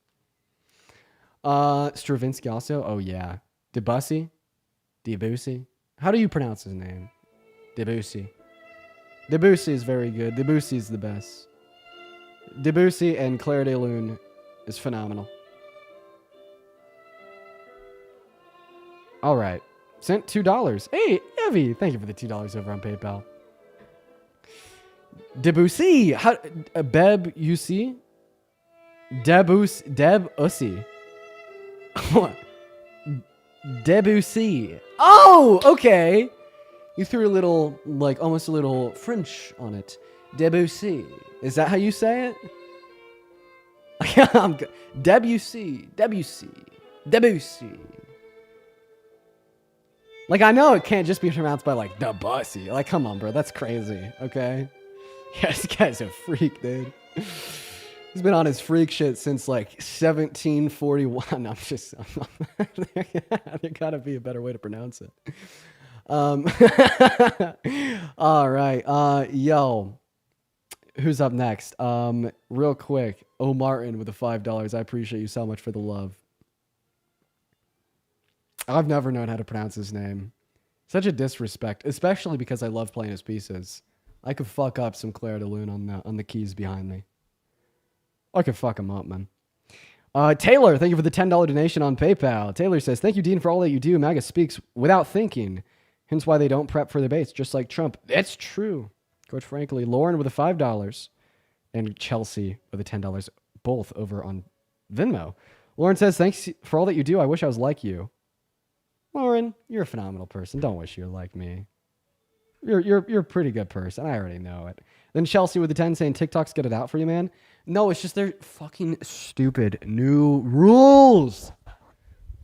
Okay, I'll never say this over on TikTok because then all the crazy Trump supporters will be like, oh, I gotta take advantage of this. I'll say it here though, because you know, you guys are the chillers, okay? A guest could come up and slur, get a hate speech ban. That reflects on me. I have 2 guests do that in a stream. Stream gets cooked. It's terrible. It doesn't matter how quick you remove them either. It's so bad. Dino, see what the hell is that, kid?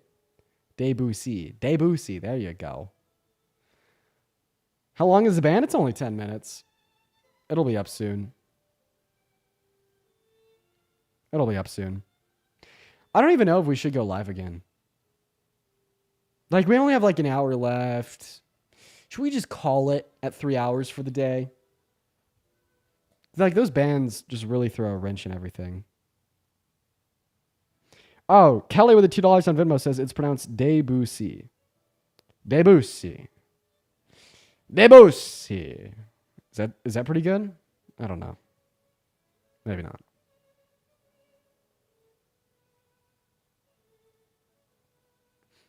All right. No. I'm just going to give up. I'm just going to stop trying to pronounce it. Okay. We're going to do a Q&A. We're going to do a Q&A for about 20 minutes, and I'm going to get off for the night. Everybody, we have like 3.5 thousand people in the chat right now. There's obviously a lot of people. I can't read every single comment in the chat. Here's what I'll do. If you want to ask me a question and you want to ensure that it gets an answer, super chat in front of my face, PayPal or Venmo. Dan, thank you for the $5 over on PayPal. Appreciate that. We'll just do a little Q&A. Stop, don't leave. I know, we're going to do a Q&A for a bit before we hop off. Slap, thank you for the $2 super chat. Am I from Colorado? I am. How did the girlfriend like her Nintendo Switch? Oh, dude, she loved it. Dude, honestly, those little things are pretty expensive. Same with the games. I was surprised. Like, to be fair, it is like a fully fledged gaming console that you could put into the TV. Carrie with the $2 saying, I have so much fun debating in your server. I'm happy. I'm glad. Martin, thank you so much for the $10 over on Super Chat saying, how can I help you? I believe in what you do. Well, honestly, Martin, right now we don't really have any type of institutional structure beyond what I do. It's more of I get on live every single day and I do the debates. You guys could seriously help me by just watching the streams. It helps boost it out in the algorithm. Liking my posts helps boost them out in the algorithm, makes the word hit more people.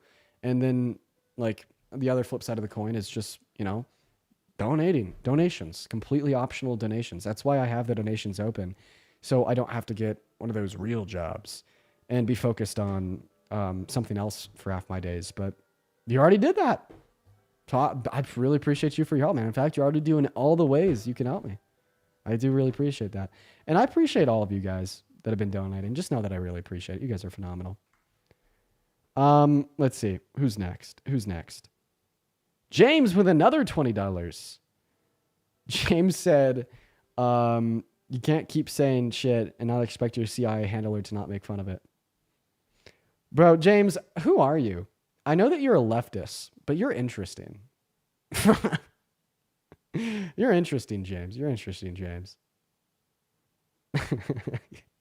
Katrina with a $2 saying, how's your girlfriend's birthday? It was good. I had a good day with her. It was the first day off where I didn't really do anything in a long time. Much needed. Tyranny with the $2 saying, where is Momo? Somewhere in the house. Tobias with the $2 saying, check Venmo, please. Tobias, I got you. Angel with a $5 saying, would I ever go live with Hassan again? I started watching you because of him. He shouts out you and Parker sometimes. Here's my thoughts. And I actually want to ask you guys about that. How would y'all feel if I went live with Hassan more? Here's my thoughts. They've been conflicting. But overwhelmingly, Hassan is going live with AOC. Hassan is going live with Bernie. Hassan is set up to go live with Elon Musk's daughter.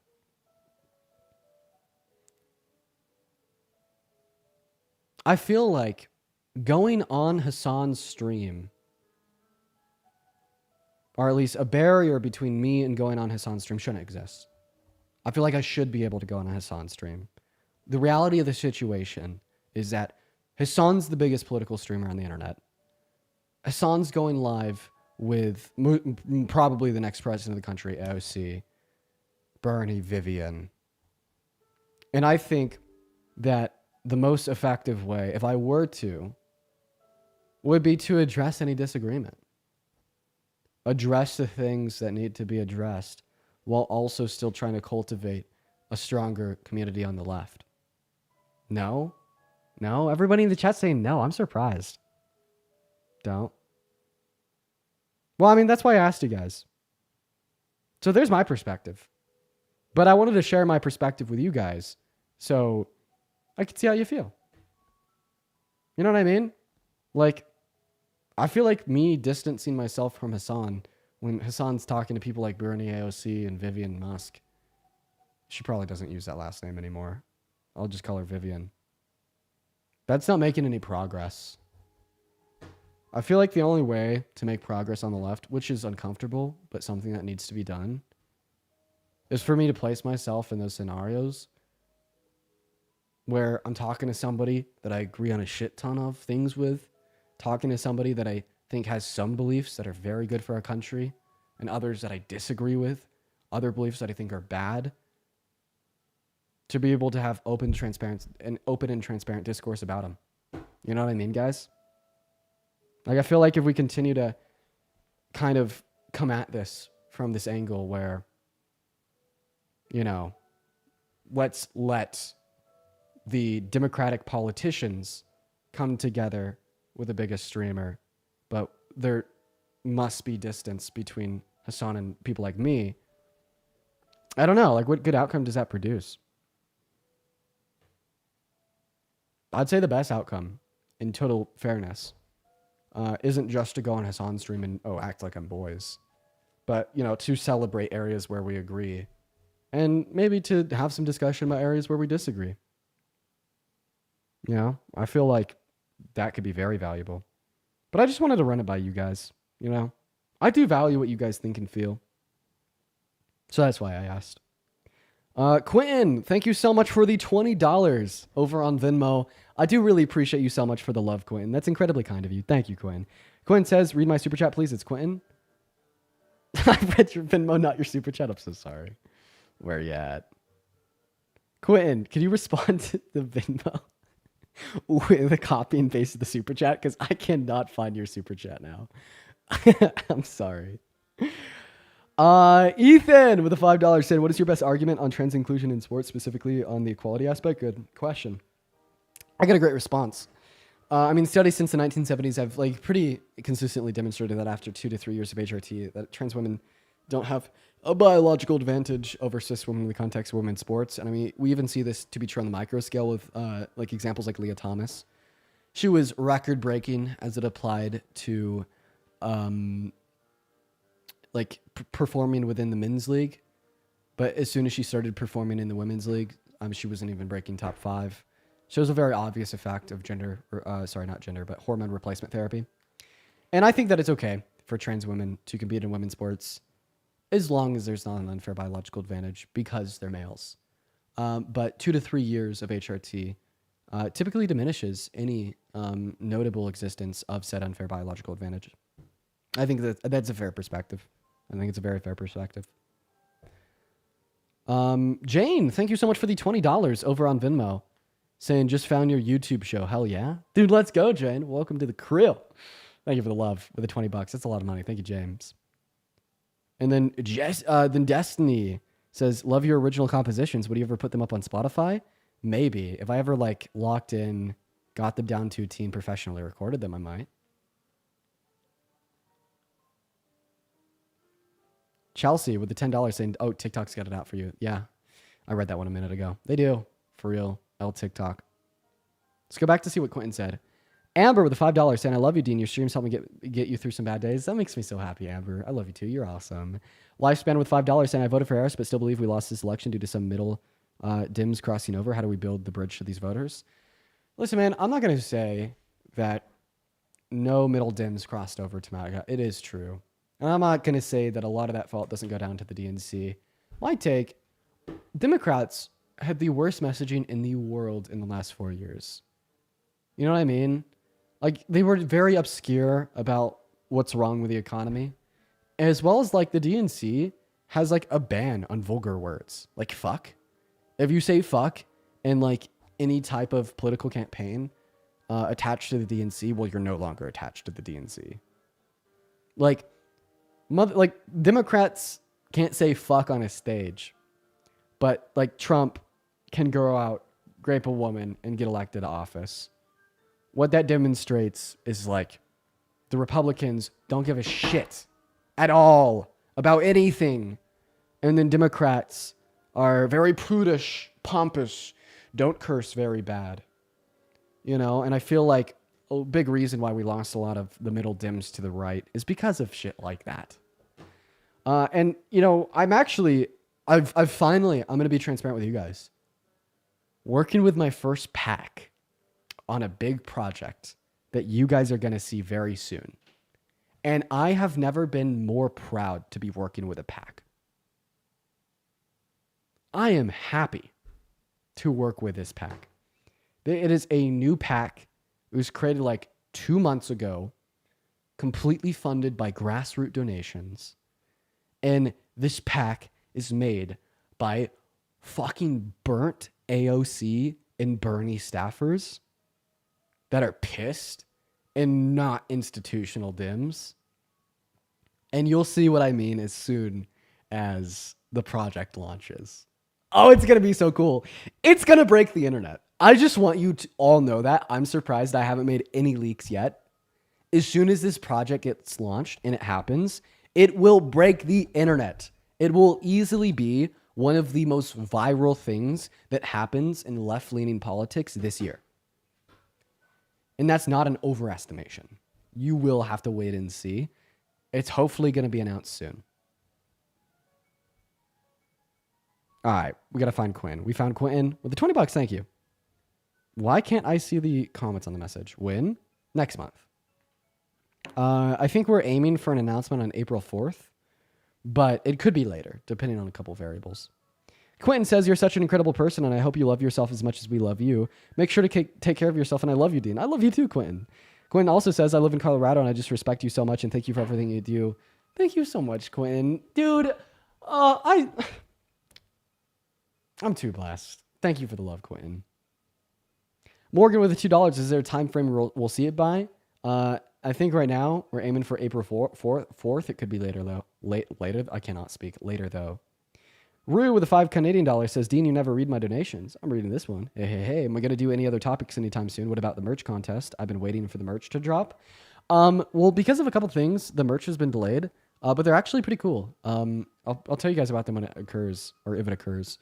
But it's a pretty big deal. We may just take it larger in like merch. Thinking about launching like my own clothing brand. And there's been a lot of things going on with that in the back end. Let's see here. Let's see. I am trying to read the super chats, but it is being so laggy. Jason with his $7 saying, I'm a doc dean, and if you want to run any science by me, let's chat. Love what you do. Dude, Jason, that's awesome. What kind of doctor are you? Janet, thank you for the $20 super chat over on YouTube with no question. Just $20. Leave Janet back at it again. Bryce with the $2 saying, Dean, you missed my 2 Venmos in super chat. I'm sorry, Bryce. I did not miss that one, though. Darn it, dude. I'm sorry, Bryce. Christian with the $10 saying, had a rough couple days, but your lives always make my day. Oh, I'm happy. I love that. I love that so fucking much. It is unreal. That is so cool. All right, guys. I'm probably going to end the Q&A with the questions right now, just because I want to make sure that before I get off, I am willing to get to all the questions, and there's a lot coming in right now. So I'll probably just answer all the questions that have already been asked. But also Oscar with the $11 and the 11 cents on Venmo saying, I guess the word of the day is Suede Rove. Dude, I started my YouTube stream just for that. I wanted to make sure that got documented in the books, okay? Caitlin with the 10 Australian dollars over on PayPal saying, you're a legend. You're a legend, Caitlin. You're awesome. If you launch a brand, please treat the workers well. Dude, of course, Ava. I think that my very first question when I was exploring launching my own clothing brand is, where is the raw material for the shirts being sourced from? Where is it being printed?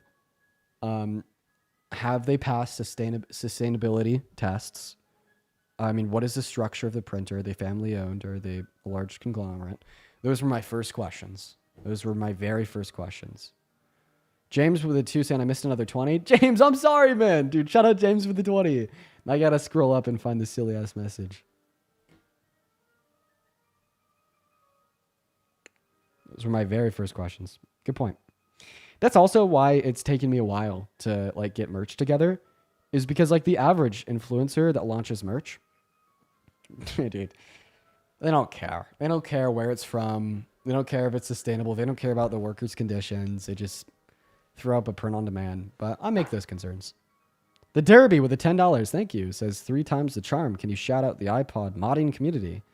There's an iPod modding community? Like, I know about like jailbreaking, like an Apple device, but I've never heard about specifically the iPod modding community. Guess shout out to y'all. That's pretty sick, not gonna lie.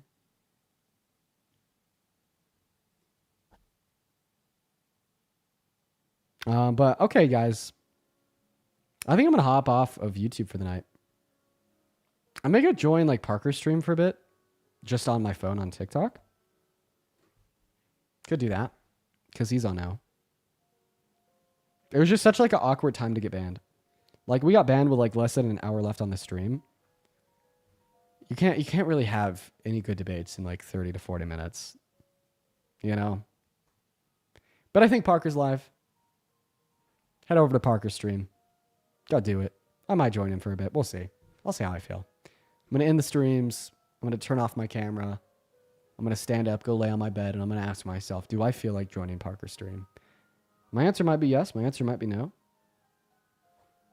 I guess you'll just have to wait to figure out. Have a good rest of your night, everybody. Love you all.